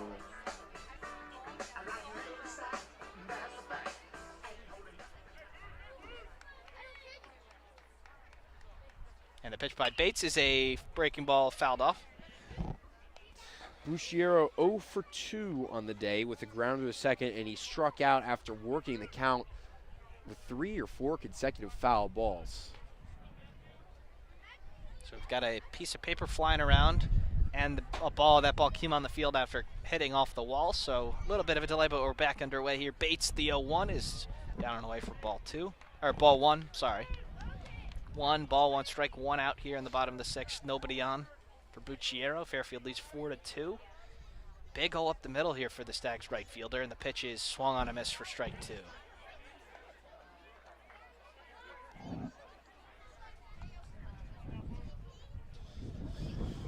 The 8-hitter trying to get something over and turn the lineup over to the top. And this ball is ripped right to the shortstop.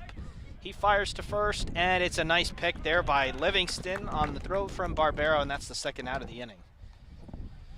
Very, very important pick for Livingston.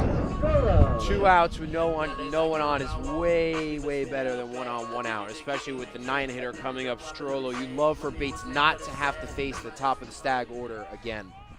So we got the 9-hitter Ryan Strollo up for the Stags. The pitch is outside for a ball. Strollo tried to drop down a bunt for a hit with 2 outs his last time, and Bates made a very nice play, picking it up with his barehanded, firing the first, and then struck out in the second inning. And the breaking ball is outside. Oh, no, it's not. It's in there for a strike. Make that 1-1. See, Ryan, you mentioned the bunt last time. Hine, the third baseman, creeping up on the grass. That last pitch, not quite on the grass, or now he is on the grass, and there's a breaking ball swung and missed there. So Strollo, after taking a ball, first pitch, 2 strikes back-to-back by Bates here. And the 1-2 is, or time was called, never mind.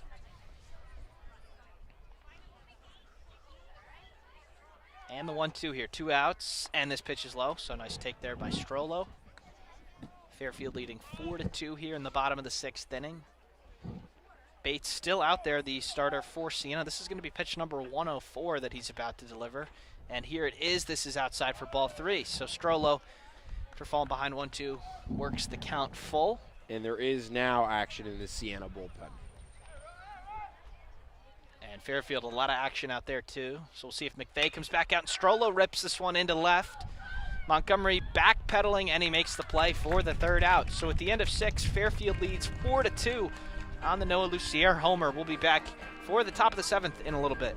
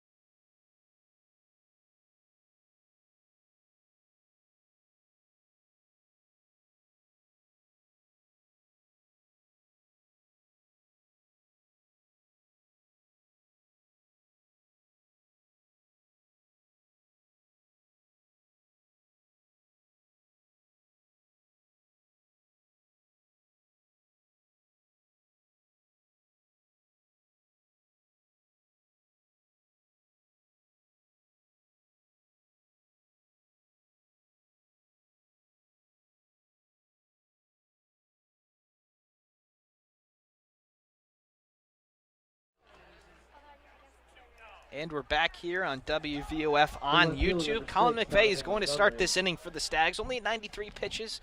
And with today being a doubleheader, you can understand why Coach Bill Courier wants to get every drop out of McVeigh that you can. There is a lot of action up there for the Stags. We got At least 2 people warming up. So we got some double barrel action going on in the Stags bullpen. And the pitch by McVeigh here is a breaking ball in there for a strike. So 8-9-1 due up for Siena, Montgomery, Camacho, and then back up to Stewart at the top. Maybe you want to get McVeigh a little bit of the bottom of the order here. There's the 0-1, and that's a fastball in there for a strike. So McVeigh sharp so far to start the 7th. And the pitch by McVeigh, the 0-2 is a fastball high. Make that 1-2. Montgomery looking to lead off this inning after finishing off the last half with a nice catch. And the 1-2 is popped up. This is going to be out of play and into the lacrosse field. So we'll do it again here at 1-2. Montgomery on the day is 0 for 2 with a hard line out to Bichetti and a fly out to Strollo in center. And the front door breaking ball just misses, and that'll make it 2-2 here. So 4-2 Stags here, top of the 7th. The starter for the Stags, Colin McVeigh, still in there. I'm having a pretty good stat day. Here's the 2-2 by McVeigh. That's pulled down and away. And we got a full count here to start out the 7th. Not really what you want from Fairfield. Battles back from 0-2 to make it full, does Montgomery. So here's McVeigh. And the 3-2 from the delivery is swung on and grounded slowly to Lucier. He picks it nicely and fires across his body for the first out of the inning. So a nice play there by the Stags shortstop, who's had a couple of tough plays today. Not go his way, you know. Obviously, it would have been tough plays, but nice of him to make that play off for a little bit of a weird hop. So Sean Camacho, the 9-hitter, will be up for Siena here.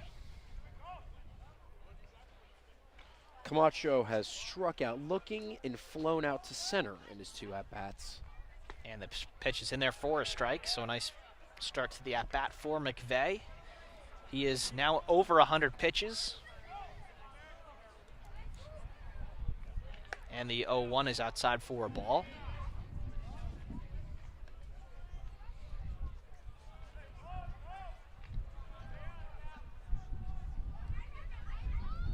And the 1-1 is in there for a strike. Make that 1-2. As you're getting a little bit of a wind gust here. The wind's swirling a little bit. Yeah. It's coming from different directions now. And the 1-2 is swung on a miss for strike 3. So McVeigh sits down Camacho and will turn the order over for the 4th time here for Siena. Aiden Stewart, who was 2 for 3 on the day. Looks like they're going to let McVeigh go here. That was McVeigh's 7th strikeout of the day. So those 2 have been warming up in the bullpen for the Stags for a while here. Looks like the one that's closer to the field is not pitching anymore, so it looks like he's ready. Maybe, you know, you lose Stewart, you go to him here, but pitch 106 coming here as the ball's outside, and this one is ripped foul down the first base line.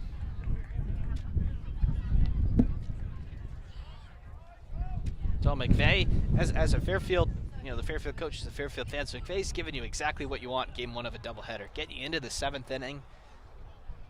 You're 1 out away from a 7-inning, 2-run performance, and you're going to take that all day long. And the pitch is outside, so that makes it 2-1 here to Aiden Stewart from Colin McVeigh. And McVeigh deals. The pitch is up and away, 3-1. So McVeigh down 3-1 here, 2 outs at the top of the 7th. Fairfield leads Siena 4-2. And we're on the verge of going to the bullpens, but both starters are making it this far. Here's the pitch by McVeigh. That's a strike. So 3-2, full count, 2 outs here, nobody on. This seems like a big pitch.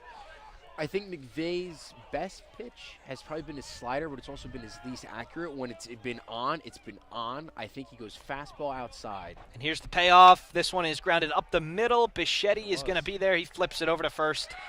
And that is the end of the inning. Time for the 7th inning stretch. But first, Colin McVeigh, we assume that's it for him. Maybe not. But with the action going on in the Fairfield bullpen, Colin McVeigh gets through 7 innings, just 5 hits and 2 earned. Pretty good day from the Fairfield number 2. And it looks like he'll turn it over to the bullpen. We'll be back in a little bit for the bottom of the 7th.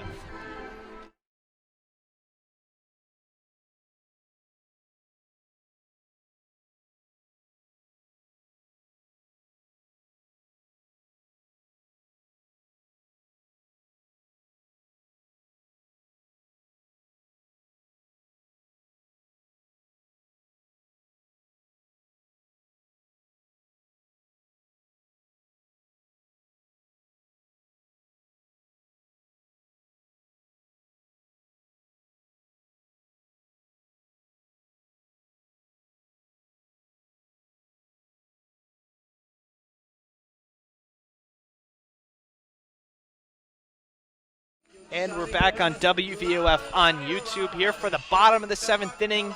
The starter for Siena, his day is done. Ryan, we got a new pitcher for the Saints. Yes, after his really strong performance from the freshman Ryan Bates, they give him 6 innings, a 4-1 ball. They're going to bring in sophomore Noah Rodriguez. He's a 3.48 ERA in 10.1 innings pitched, only giving up 8 hits, struck out 8, only walked 3, giving up 4 earned runs. He has 1 save and giving up 1 home run. It seems like one of the higher leverage guys for Siena. You know, they got a chance to, they're only down 2 runs here. You probably want to keep it here. If you're Siena, maybe you'll get a chance to win down the stretch. Absolutely. And coming up for the Stags to welcome will be Nick Storino, who has replaced Griffin Watson. He will be getting a second at-bat.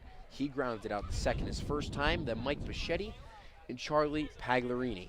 Those will be the 3 that will welcome Noah Rodriguez to the game. Now, on Friday, both the relievers that entered the game, Alistair Morin and Billy Rozakis, were welcome to the game with home runs for the Stags. So we'll see if that trend continues. But regardless, a new look coming in for the Saints. So we got a smaller righty here for Siena, but it looks like he's got, as much speed as the starter did. But here we go, top of the order, Nick Storino here in the bottom of the 7th, and for the first time today, Fairfield is not facing the Siena starter, and there's the first pitch in there for a strike. I thought Ryan Bates did a fantastic job for Siena. I thought he really battled. He made some big pitches and big moments to do damage control. If you asked Siena if they'd take that line at the beginning of the day, they'd probably say yes. I think they do as well. 1-1 is, or the 0-1 is outside, make that 1-1 here on Nick Storino here from Noah Rodriguez. And Storino digs in. The pitch is up and away for ball 2. Hopefully Griffin Watson is okay. We will find out more in the second game as to why he was removed. And that pitch is low for a ball.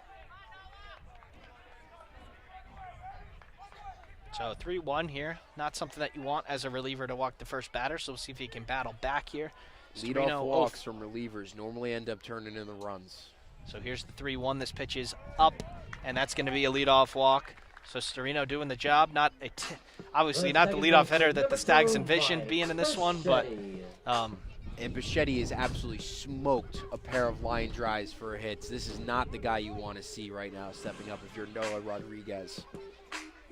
So we got Storino at first. Bichetti seems like really good bat-to-ball player. Maybe we see another hit and run here. Storino leads off first, and this ball's inside. Make that 1-0. Bottom of the 7th here, Fairfield leads Siena 4-2. Mike Bichetti at the dish for the Stags, and Nick Storino leads off first with nobody out. So Rodriguez for Siena deals. The 1-0 is outside for ball 2. I mean, this is going to be Bichetti's pitcher. He's not swinging. If you're Noah Rodriguez, I think you kind of have to attack him. You're down 2-0. You can't fall behind 3-0. And you got the heart of the order coming up, I think you throw him a fastball right down the pipe, and if he hits it, he hits it. What do you got to lose? Here's the 2-0 by Bichetti. There it is. Ooh. Fastball, not a strike. Looked like it might have been a strike, but it was in. So Bichetti 3-0. I'm assuming that Bichetti's not going to take the bat off his shoulder here. I think Bichetti has the green light if he wants it. So here we go, the 3-0 from Rodriguez to Bichetti. He takes a strike. So Bichetti now definitely will get the swing away. I would think, the old school people would tell you not to swing at 3-0, but that's probably the best pitch you're going to get on that bat. So the 3-1 here. Storino leads off first, and that's a fastball in, so another walk. So 8 balls to just 2 strikes thrown by the Siena reliever, and it looks like they're going to get a mound visit here with the heart of the order coming up. This is danger zone for Siena here, and if you're Fairfield, you got to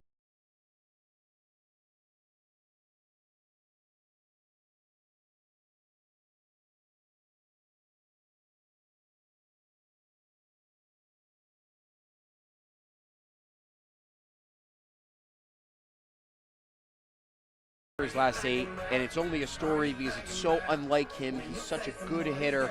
We've said it feels like it's only a matter of time before he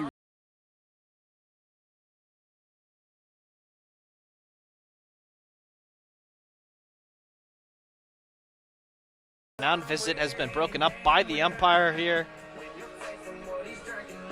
And Noah Rodriguez is going to have to deal to Charlie Pagliarini here. And this is a pretty good matchup for the Stags here. See if Pagliarini can do some damage. Nobody out here, man on first and second in the bottom of the seventh as Fairfield leads 4-2. And Rodriguez having thrown 8 balls to just 2 strikes so far. Gonna have to find it or Fairfield will start the merry-go-round. Here's the pitch to Pagliarini. The pitch is in there for a strike, so nicely done there by Rodriguez. And it feels that's how they want to attack him. They want to go east to west, make him outside, make him beat you the other way. They don't want to get in on his hands because they know he's got very quick hands. So here's the 0-1. Rodriguez to Pagliarini. That's a fastball or cutter outside. So make that 1-1. Still nobody out here. Maybe a ground ball, the double play will be on here, but Pagliarini's thinking about doing something a little more damaging. Here's the 1-2. This is swung on and missed. Actually fouled off, so that'll make it 1-2. He was out in front of that. I think if you're Rodriguez, if you have a changeup, I would go to that. Maybe a backdoor slide or something away and try to catch him out in front. Maybe a rollover into a double play. Yeah, it looks like Pagliarini's definitely trying to turn on this ball.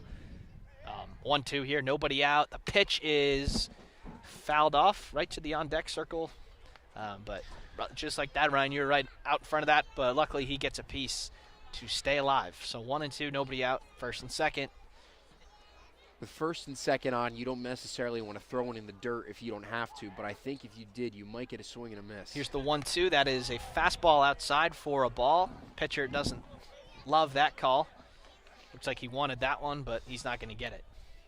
Catcher's waving over to his dugout. Willie Schwartz said it was a little bit outside. They're clearly working the outer half of the plate, and you do wonder if you try to ambush him with the fastball on the inside to catch him a little bit off guard. So here's the 2-2. Rodriguez to Pagliarini. The pitch is high, and that's a full count. So a little bit more of a competitive at-bat from the pitcher's standpoint here rather than the first 2 walks, which were both on 5 pitches. But Pagliarini battling in this one, too. It's a good at-bat. Full count, nobody out. We'll see if the runners are in motion here. And they're not going to be. The payoff is outside. So Pagliarini has to try a little bit harder to work a walk than the others. But everybody will jog to their next base, and the bases are loaded with no outs here. The first baseman, Matt Bergevin, comes to the plate. And if you're Bergevin here, you got to think about putting in a run. Siena's going to bring the infield in.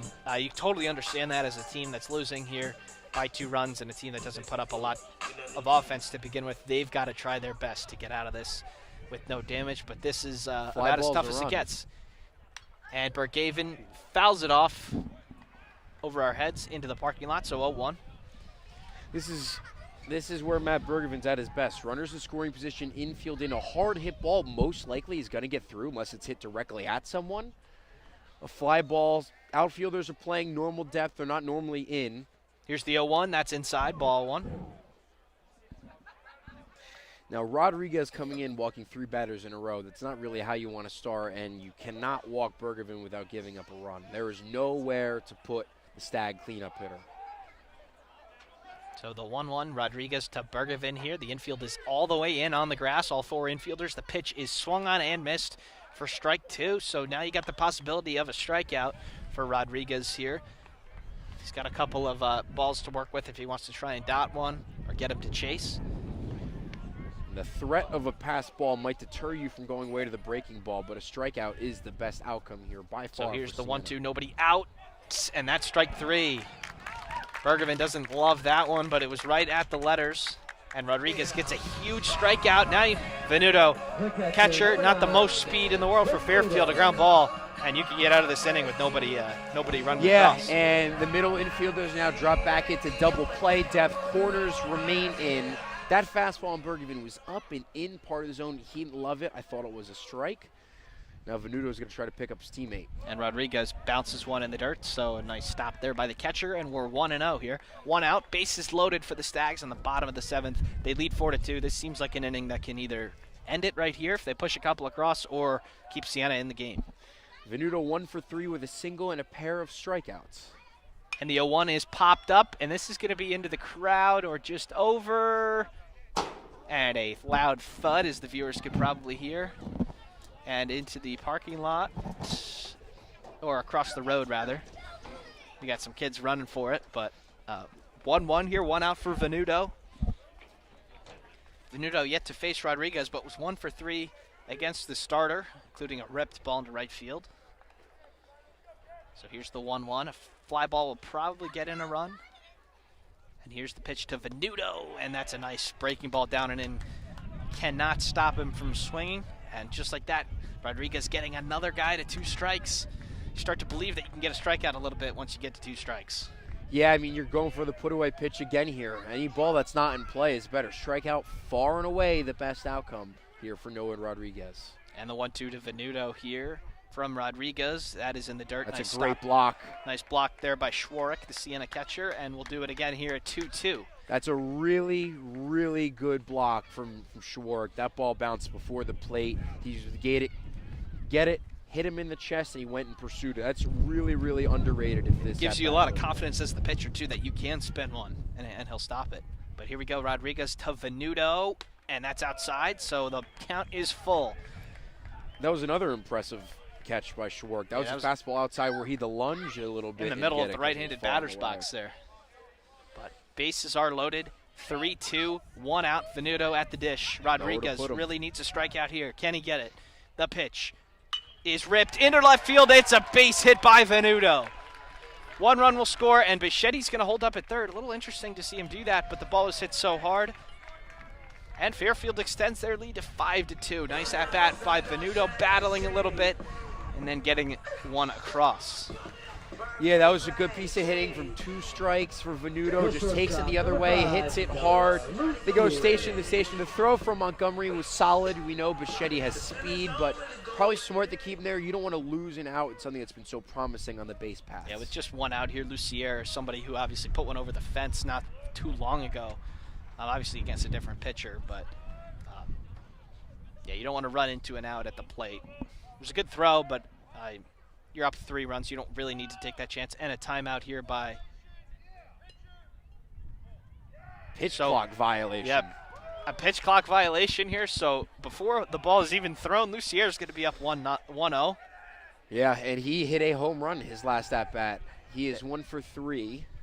With a home run. Actually, excuse me, 2 for 3 with a single and a home run. So Rodriguez wants the sign a little bit quicker from what we can tell. And here it is. The 1-0 is inside for a ball, so 2-0. They made that pitch count violation as he was entering his motion, too. I think that was a little bit surprised the umpire called it, but they decided not to give him any leeway. Here's the 2-0, and this pitch is floated into the outfield.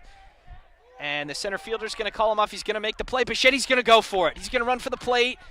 And he is in there, and the Stags take a 6-2 lead. So good enough piece of hitting there by Lucier. Gets himself another ribby in the stats column, and Fairfield leads by 4. The other runners will stay put, so that's Pagliarini at second and Venuto at first. And Mike Handel will head to the plate with 2 outs here in the bottom of the 7th. Camacho didn't necessarily make a bad throw from center field. It's just that with Bichetti's speed, he's going to win that race more often than not.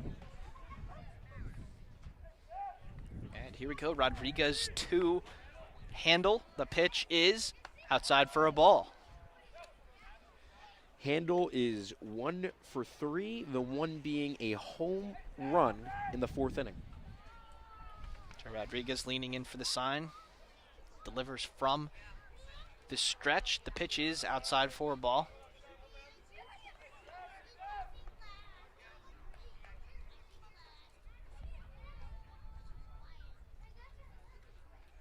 These Fairfield relievers have been warming up for a long time, Ryan. Let's see, hopefully that doesn't affect them. And this ball's ripped into right center field by Handel.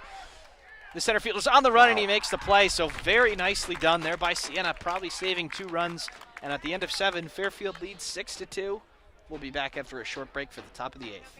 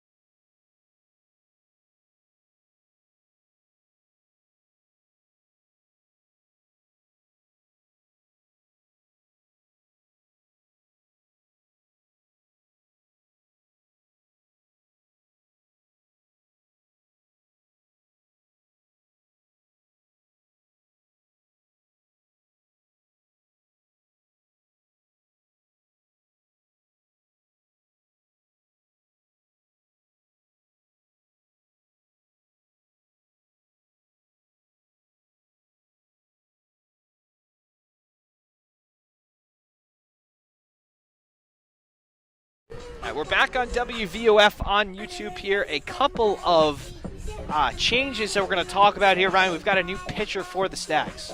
Yes, Jake Mamoli's going to come into the game. He has an 8 ERA in 9 innings pitched. He's given up 11 hits, struck out 4, walked 6, a little bit of a walk issue. Given up 8 earned runs and 1 home run. He's going to look to hold it down against the top of the Siena order. So we've also got a couple of changes in the field here for the Stags. Ryan Pagliarini is going to go across the diamond from third to first, and we're going to have another player at third base here.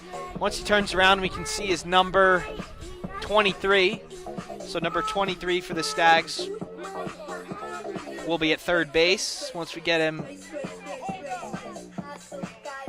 Number 23, Dean Ferrara, will be the new third baseman for the Stags. So a couple of issues there, a couple changes. Those are the only ones that we can tell right now. I think this is a defensive substitution. They like Ferrara at third, and they like Pagliarini over Bergevin at first, especially after Bergevin got out last inning. So in all likelihood, his spot in the lineup will not be getting up again. So Ferrara will take Bergevin's spot in the lineup if it does get up, but we're in the top of the 8th here, so it's winning time for the Stags. They're up 4 runs, 6 more outs, and you'll find yourself in the W column here. But for Mamoli, he will face third baseman number 11, Randall Heen. He's going to face Randall Heen for the Saints. He is walked all 3 times that he's come to the plate today. He's walked twice and had a sack bunt last inning. So no at-bats for him yet, and Mamoli deals. There's a strike.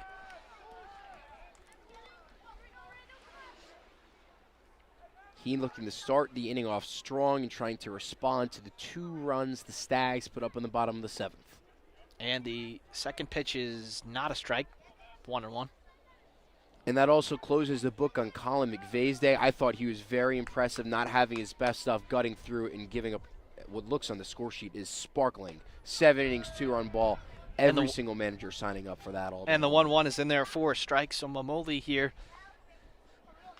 looks like he is working with confidence. You're up 4 runs. You just want to throw some strikes and get some people out. Then if you put a couple on, then you try and dot some corners. And the pitch is in there for strike 3. So Heen goes down for the first time today. And the Stags spin it around the diamond. So Mamoli coming in, getting to work right away. Strikeout looking. Someone who McVeigh didn't get out all day. Yeah, he said a little something to Barbero. I think it was about his fastball. I wouldn't be surprised if you see Barbero try to jump one. He is, Barbero, 1 for 2 with a walk. And this pitch is jumped on right to third, and Ferrara bobbles and he's going to make an error. So the new third baseman cannot make the play. And a first pitch swinging by Barbero. He's going to get himself on base. And that brings up Matt Livingston to the plate, who went yard in his last at-bat for the first time this year. He had a single yesterday on Friday, so hits in multiple games. Look to see if he can maybe pop one over the seats again to cut this lead in half. I wouldn't expect Barbero to run, as down 4, making it out on the base pass would be really, really bad. And Mamoli deals nice pitch there, gets Livingston to swing over it for strike 1. And when you look at Matt Livingston's swing path, I think if you can pepper him on the outside and make him beat you going the other way, when you throw inside, you're at risk of losing a ball over the fence. And the 0-1 is ripped foul. First base coach tries to make a play on it, but he can't. So 0-2, Mamoli's got him here. See if he can put him away. I think you go fastball, down and away, all business. Yeah, it looks like he's clearly roll over and try to get a double play. He's clearly trying to pull the ball here.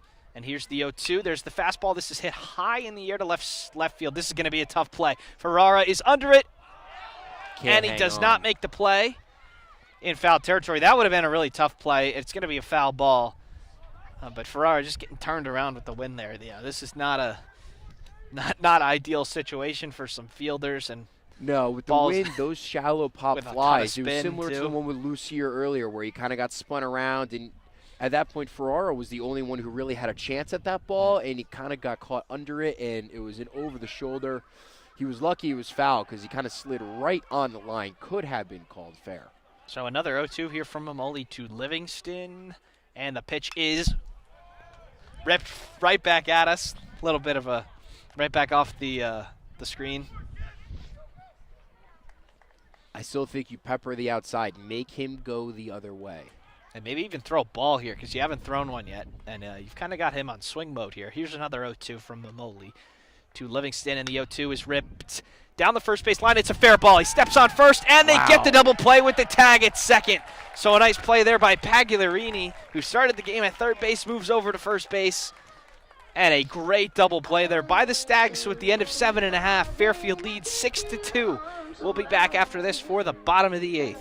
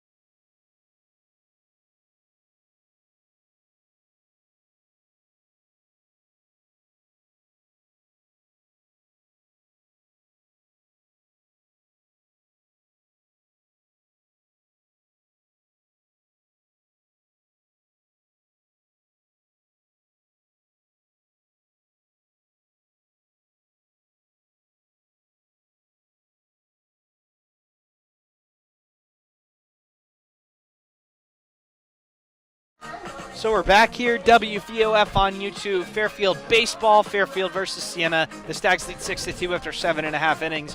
Ryan, we got another pitcher for Siena here. We do. It's another sophomore, Tyler Tinton. He is a 4.05 ERA, 6.2 innings pitched, giving up 9 hits, struck out 2, walked 8. Control once again an issue for the Saints bullpen, giving up 3 earned runs. Has not given up any home runs, however. He will be tabbed on taking in the bottom of the 8th against the Stags. 8, 9, and 1 hitters. Matt Bucciero, Ryan Strollo, and Nick Storino, who entered the game for Griffin Watson earlier. So if everything goes right for the Stags, this will be the last time they're up in this game. We'll see if the Stags stick with Mamoli for the top of the 9th. They got a couple. Very efficient with the double play. Very. And there was a little controversy on the double play. Some thought it was a foul ball. It was fair. Pagliarini, as you called, Nifley stepped on the bag and fired right over to Lucier, who put the tag on him. There's still a lot of action in the bullpen for Fairfield here. We'll see if they make a change on the bump. But first, they're going to have a chance to put on some more runs here. The right fielder, Bucciero, at the dish. The pitch is in there for a strike. So Tinton deals a strike. Tyler Tinton, great name. And the 0-1 is fouled off into the parking lot behind us here. So just like that, he's up 0-2. Beautiful day here at Fairfield University at Alumni Field.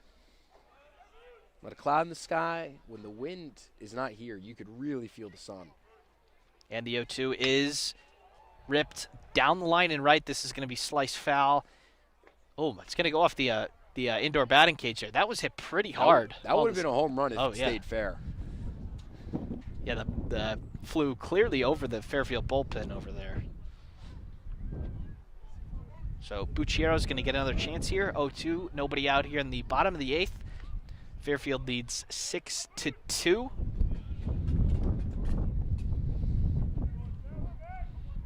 And the 0-2 from Bucciero, or from Tilton to Bucciero, is outside for a ball.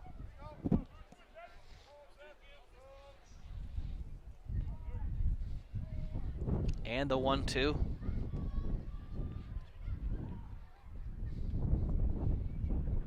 Is ripped foul down the third base line. Another good at-bat from Bucciero. He had one of these earlier. 2 strikes, just stayed alive and stayed alive.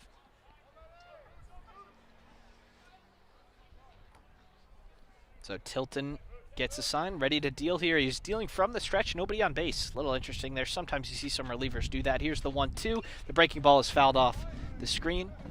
So we'll do it again. This game started at 11:30. It's now 1:40. Pace of play has been very good here so far. And another 1-2 here from Tilton to Bucciero. This is fouled off again. So another foul ball. 4 in a row now. Yep.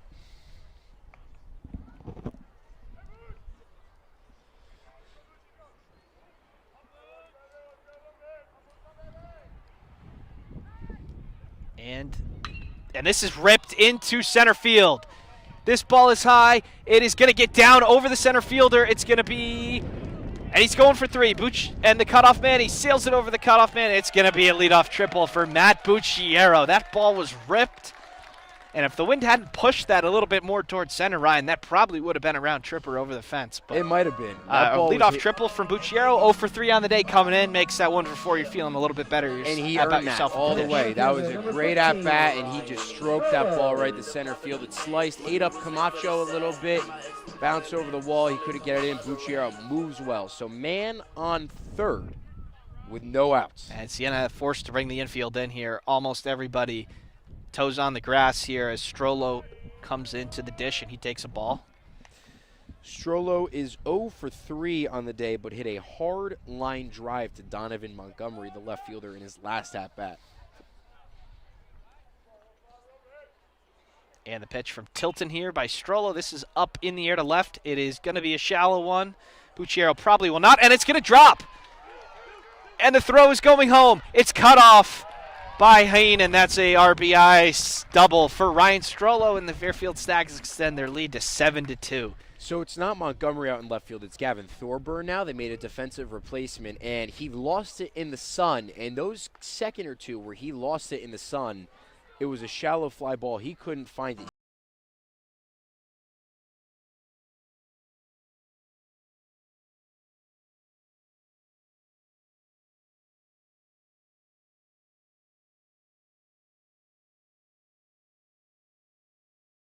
Interesting. Well, it looked like he was kind of jogging up to catch it and try and throw home, but he just never got there. So yeah. It's a nice job from Fairfield, though, triple and a double already. And we're back at the top of the order here with Nick Storino, the left fielder who came in for Griffin Watson. He's 0 for 1 on the day with a walk. And that ball is low. Or a sac fly, maybe? So, Storino walked in his in his second at bat, grounded out to second in his first at bat. So the 2-0 here from Tilton this one's hit high in the air to left center field. That's gonna and drop. this is gonna be, and it's gonna drop. So a tough couple plays here by the new Siena left fielder, as that's gonna be a double for Storino. Strollo only gets to third, though, because he believed that ball was gonna be caught. Looked like he did catch it, then lost it. So he kind of took a weird angle to it. Like he said last time, Thurber was battling the sun, but you could see he wanted to get a good route, and he kind of slid awkwardly, and it bounced before him and not there. And sure, right now he's not very happy about those last 2 balls. And as they say in baseball, the ball always finds you. So 7-2, nobody out here. Siena has to bring the infield in again. Second and third here for Mike Bichetti, who's had a pretty good day at the dish, 2 for 3 with 2 absolute rips, and then a couple walks to move the rally going. Here is the pitch, and that's a breaking ball outside for a ball. So you're talking about Ferrara, who's in the cleanup spot, not going to get a chance to hit. Looks like he will now, because he's in the hole. Yeah, so we got Bichetti on deck, Ferrara in the hole, barring some sort of out on the base pass with Siena's infield in. Outfield still, outfield's in a little bit. As we said earlier in the game, run prevention is so important for Siena, and it is a must in their blueprint of winning games. So here we go, Bichetti, the 2-0 from Tilton. That's inside, make it 3-0. So we are 1 pitch away from the bases loaded, for the bases being loaded with no outs here. See if Bichetti gets a green light. Last time, we don't think he did. I doubt it this time. With that base open on first. Here, this is the 3-0. It is nubbed right to the second baseman for out number 1. So he battles. Pitcher gets the out there, Tyler Tinton, and that's out number 1 here. So second and third now with 1 out, and Charlie Pagliarini comes to the plate. That's a 3-0 swing that's unacceptable.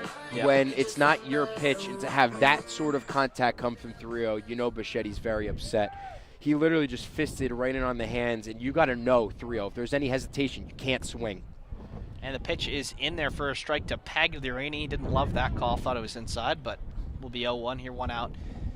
We've got Strollo at third, we've got Storino at second, and we've got nobody at first. 7-2 Fairfield here in the bottom of the 8th.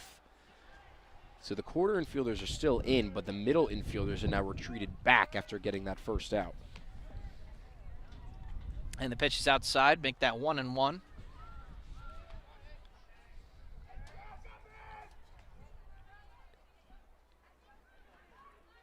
And the pitch is outside for a ball, make that 2-1.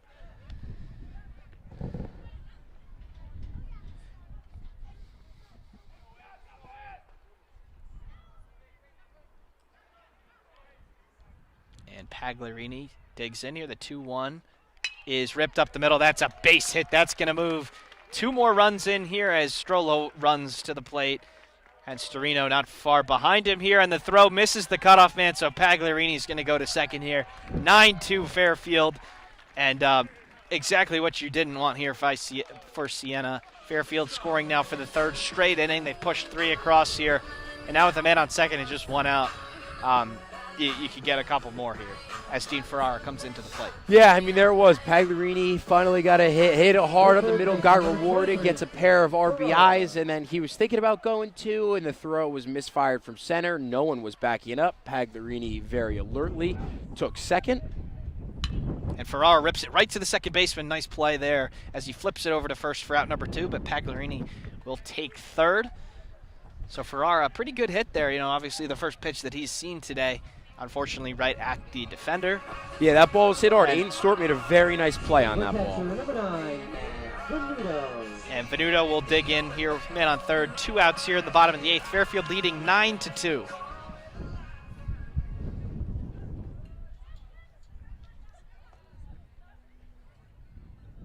And the pitch hits Venuto, and he's going to, oh no, it actually went behind Venuto. So that's a ball. 1-0. Venuto singled and drove in a couple of runs in his last at-bat. He is 2 for 4 in the day with 2 singles and 2 Ks. And the 1-0 is down and away. Make that 2-0 here with 2 outs in the bottom of the 8th. Fairfield in control in this one, up 9-2 against Siena. They took the first game of the series on Friday. This was Saturday's game that was supposed to be yesterday. Obviously a rain out, making a doubleheader today. But Fairfield in position to take the series here in this one. Venuto takes a strike from Tilton, and Pagliarini was kind of dancing off third base there. See if they pass ball, you'd figure he's probably going with the way he's got his lead, and he's getting a very strong secondary. So here's the 2-1 to Venuto. This pitch is swung on a miss. Nice pitch there by the Siena reliever, and that makes it 2-2. So 1 pitch away from getting out of this inning. See if he can make a pitch. Venuto in there, 2 for 4. Nice day for the Fairfield catcher at the plate. And the pitch is popped up in the infield. This is going to be a tough one to see with the sun. The second baseman's having difficulty with it, and he can't make the play. So that's going to be assume that's going to be an error. I think that's on the Siena second baseman, and Venuto pushes Pagliarini across, and that's 10 runs for the Stags. They lead 10-2 here in the bottom of the 8th. 3rd straight game for the Stags, scoring 10 runs, and we mentioned it all day long. The wind, you saw Stewart also fighting off the sun, and for the freshman who just dropped in right behind him. Venuto stays at first, thought about going to second. So Noah Lucier will get the at-bat here. That's the 3rd error on Siena of the day. And Tilton deals to Lucier. That's high for a ball. Venuto leads off first. You can see that one right away, Ryan, with a couple of these plays that were dropped on both sides, that the fielder was probably not going to catch it right away. No, I mean, any ball that's hit straight up, it's advantage for the hitter, because it is really, really hard when the wind's swirling like it is today to catch those pop flies. You can practice pop flies all you want on beautiful weather. There's no practicing the swirling wind. You can't create those conditions when you go out and have a practice. Here's the 2-0 to Lucia. That's fouled off.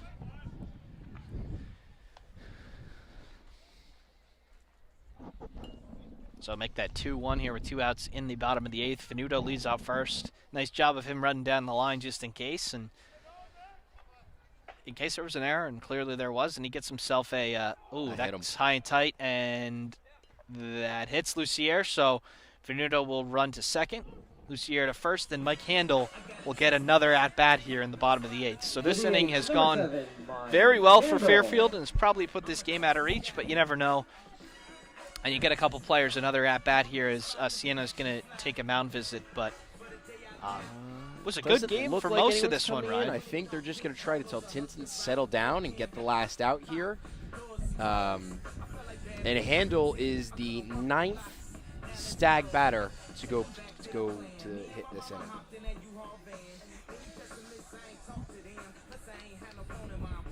And they are making a pitching change.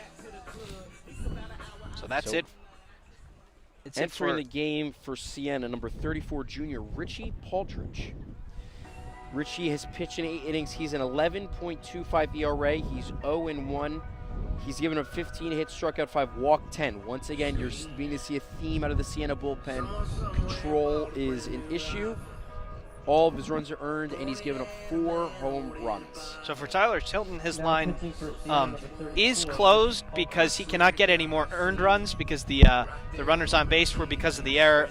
0.2, 4 hits, 3 earned runs, and didn't actually walk anybody. So at least he threw the ball across the plate. We've got a lefty on the bump here for Siena. He could face just one batter.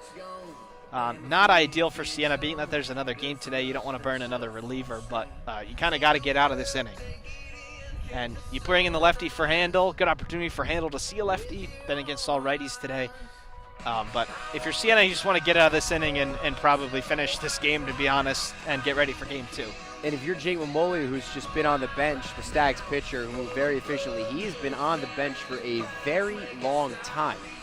So it's going to be interesting for him. He needs to make sure he stays warm and is ready to go for when he has to go on the mound, if he is going to be the one tabbed for closing this game. And we'll see if they bring him back out there. It's not something, warming up a new guy to pitch. Might be, somebody who doesn't get in there as much. Now that you're up by 8 runs, maybe you save Mamoli a couple of bullets. And, Fairfield's got a game on Tuesday this week. You see a couple of non-conference games in the middle of the week. Maybe you keep him for that. I wouldn't assume that he would pitch later today, but, obviously you get up, you get warm, you come into the game, then you sit back down. Up, down's not very good. And you also for wonder, the pitcher. if you're Siena, you put in Richie Paltridge, you're not just going to use him for 1 out. I think you could even see him to start the next game because he's still hot. Yep. And then kind of use an unconventional opener just because you don't want to have to burn an arm for only 1 out. Yep. So here we go, lefty on lefty. Paltridge against Handel, and that pitch is in there for a strike. Handel not thrilled with that call. The umpire doesn't seem too impressed with engaging in an argument right now, being that the game is probably out of reach. But here we go, the 0-1 for Paltridge to Handel. Runners on first and second. The pitch is way outside for a ball. Handel, as we mentioned, is the 9th batter to come up for the Stags in this inning, as they have already scored 4 runs with 2 men on and 2 outs here in the bottom of the 8th. And the 1-1 is in there for a strike. Nice pitch there. Nice breaking ball from the Siena left-hander. And Pucciero in the on-deck circle, he was the one who led off this inning with that triple that got over the center fielder's head that was ripped. And he worked a great at-bat beforehand, too, and then he just cranked that ball. So here we go. The 1-2 is, and that got him. So Handel is going to earn himself a hit by pitch. And the Stags have officially batted around. Bucciero will be up for the second time this inning.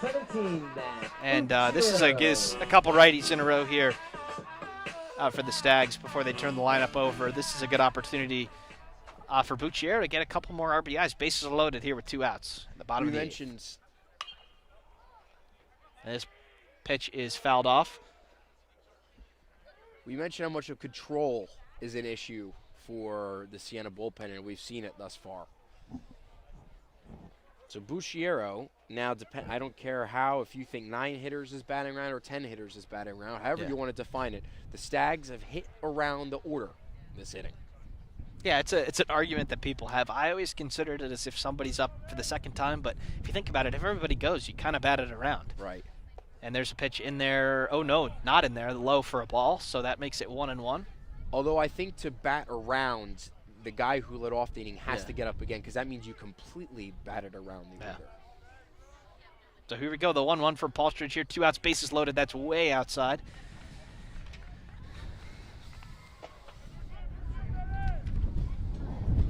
Wind's picking up here again. Apologies for any audio issues due to wind. And this wind is blowing straight in right now, kind of left field to the plate here. There's the 2-1 that is fouled off. So 2-2 here, 2 outs. Bases are loaded. We've got Venuto at third.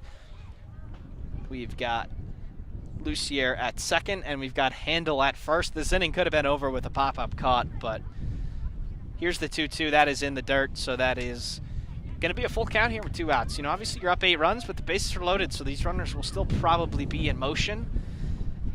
And a base hit could get as many as 3 in. So the count is full.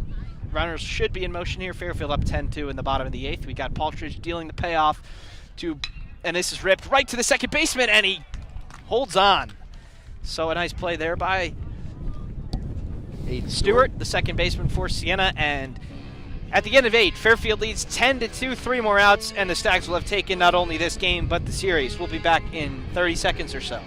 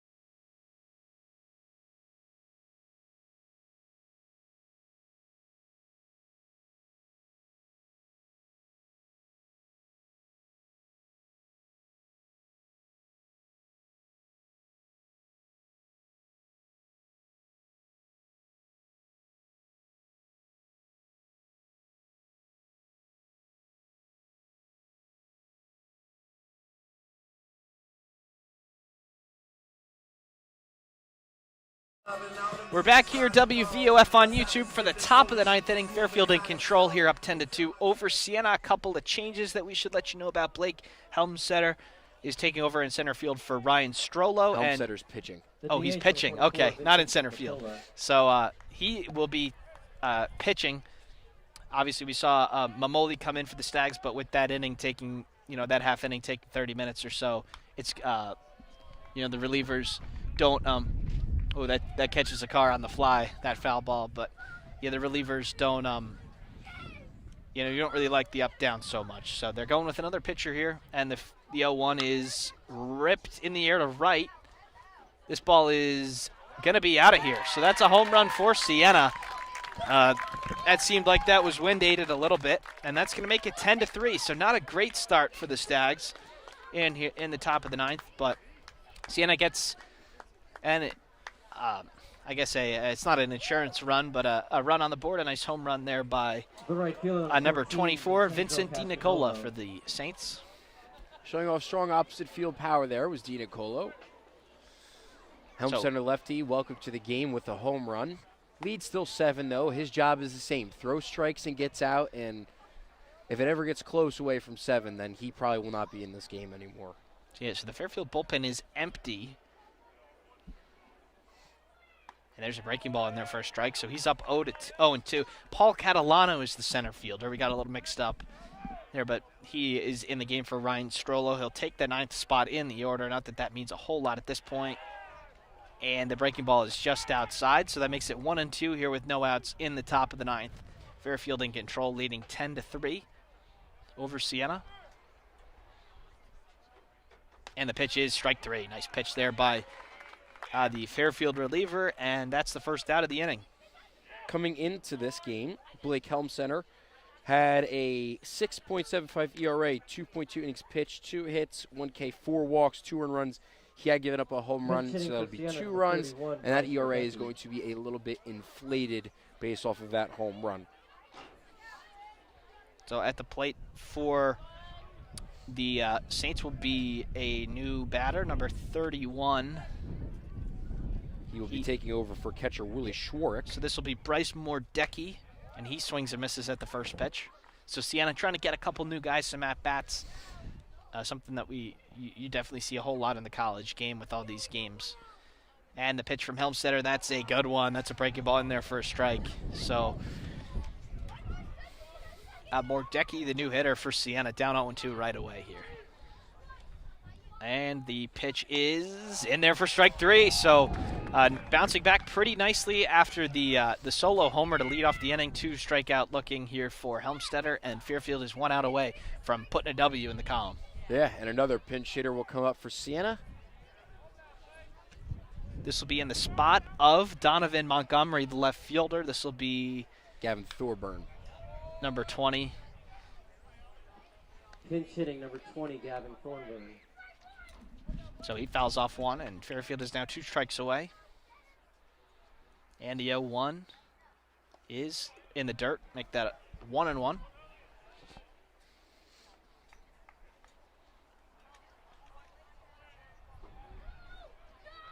And the pitcher deals from the windup. This one is fouled off to the screen, and Fairfield is 1 strike away from winning this game.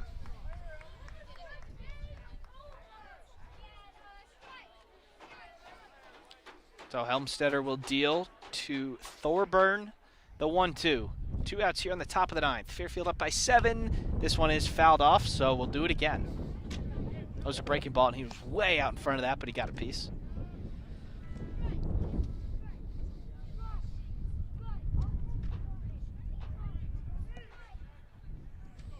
And Helmstetter from the windup here. The 1-2 is fouled off again to the screen.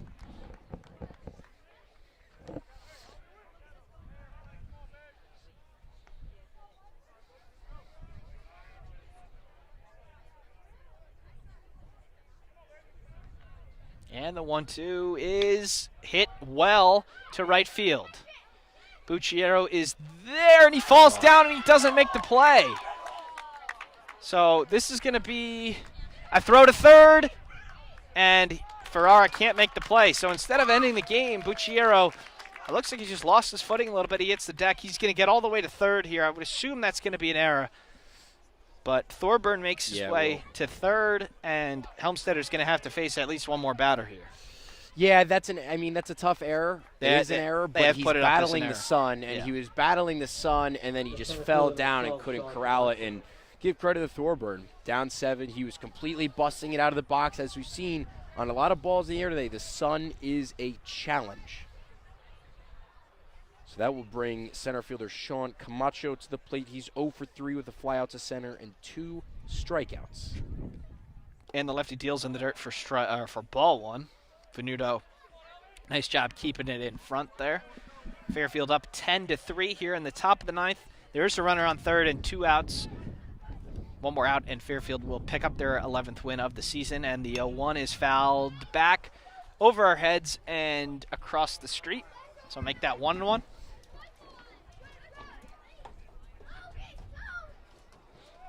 And Helmstetter deals. The pitch is in the dirt, and this gets by Venuto, and the runner's going to come home. There's going to be a play at the plate, and no, there isn't. He's not going to throw it, so Siena gets a 4th run here. So they take advantage of the Bucciero error, and they've made this a 6-run game here, as the count is now 2-1. And that run will not be charged to Helmstetter's line, as it was an unearned run. But nonetheless, bases are empty. And the 2-1 is fouled off across the street into the soccer field. So for the 2nd time here in the inning, Siena is down to their final strike. They trail in this one 10-4. Nobody on, 2 outs here at the top of the 9th. Fairfield 1 pitch away from getting a win. And the pitch is tipped, fouled hit right to the first baseman, Pagliarini. He goes over to step on first, and Fairfield notches their 11th victory of the year. 10 runs, 12 hits, and 2 errors, compared to Siena's 4 runs, 6 hits, and 3 errors. So for Sean Valls and Ryan Canfield, thanks for tuning in to Game 1 of today's doubleheader. Unfortunately, we cannot be with you for Game 2, but Fairfield has taken the first series of the year in MAC play. Fairfield 10, Siena 4. Thanks for tuning in.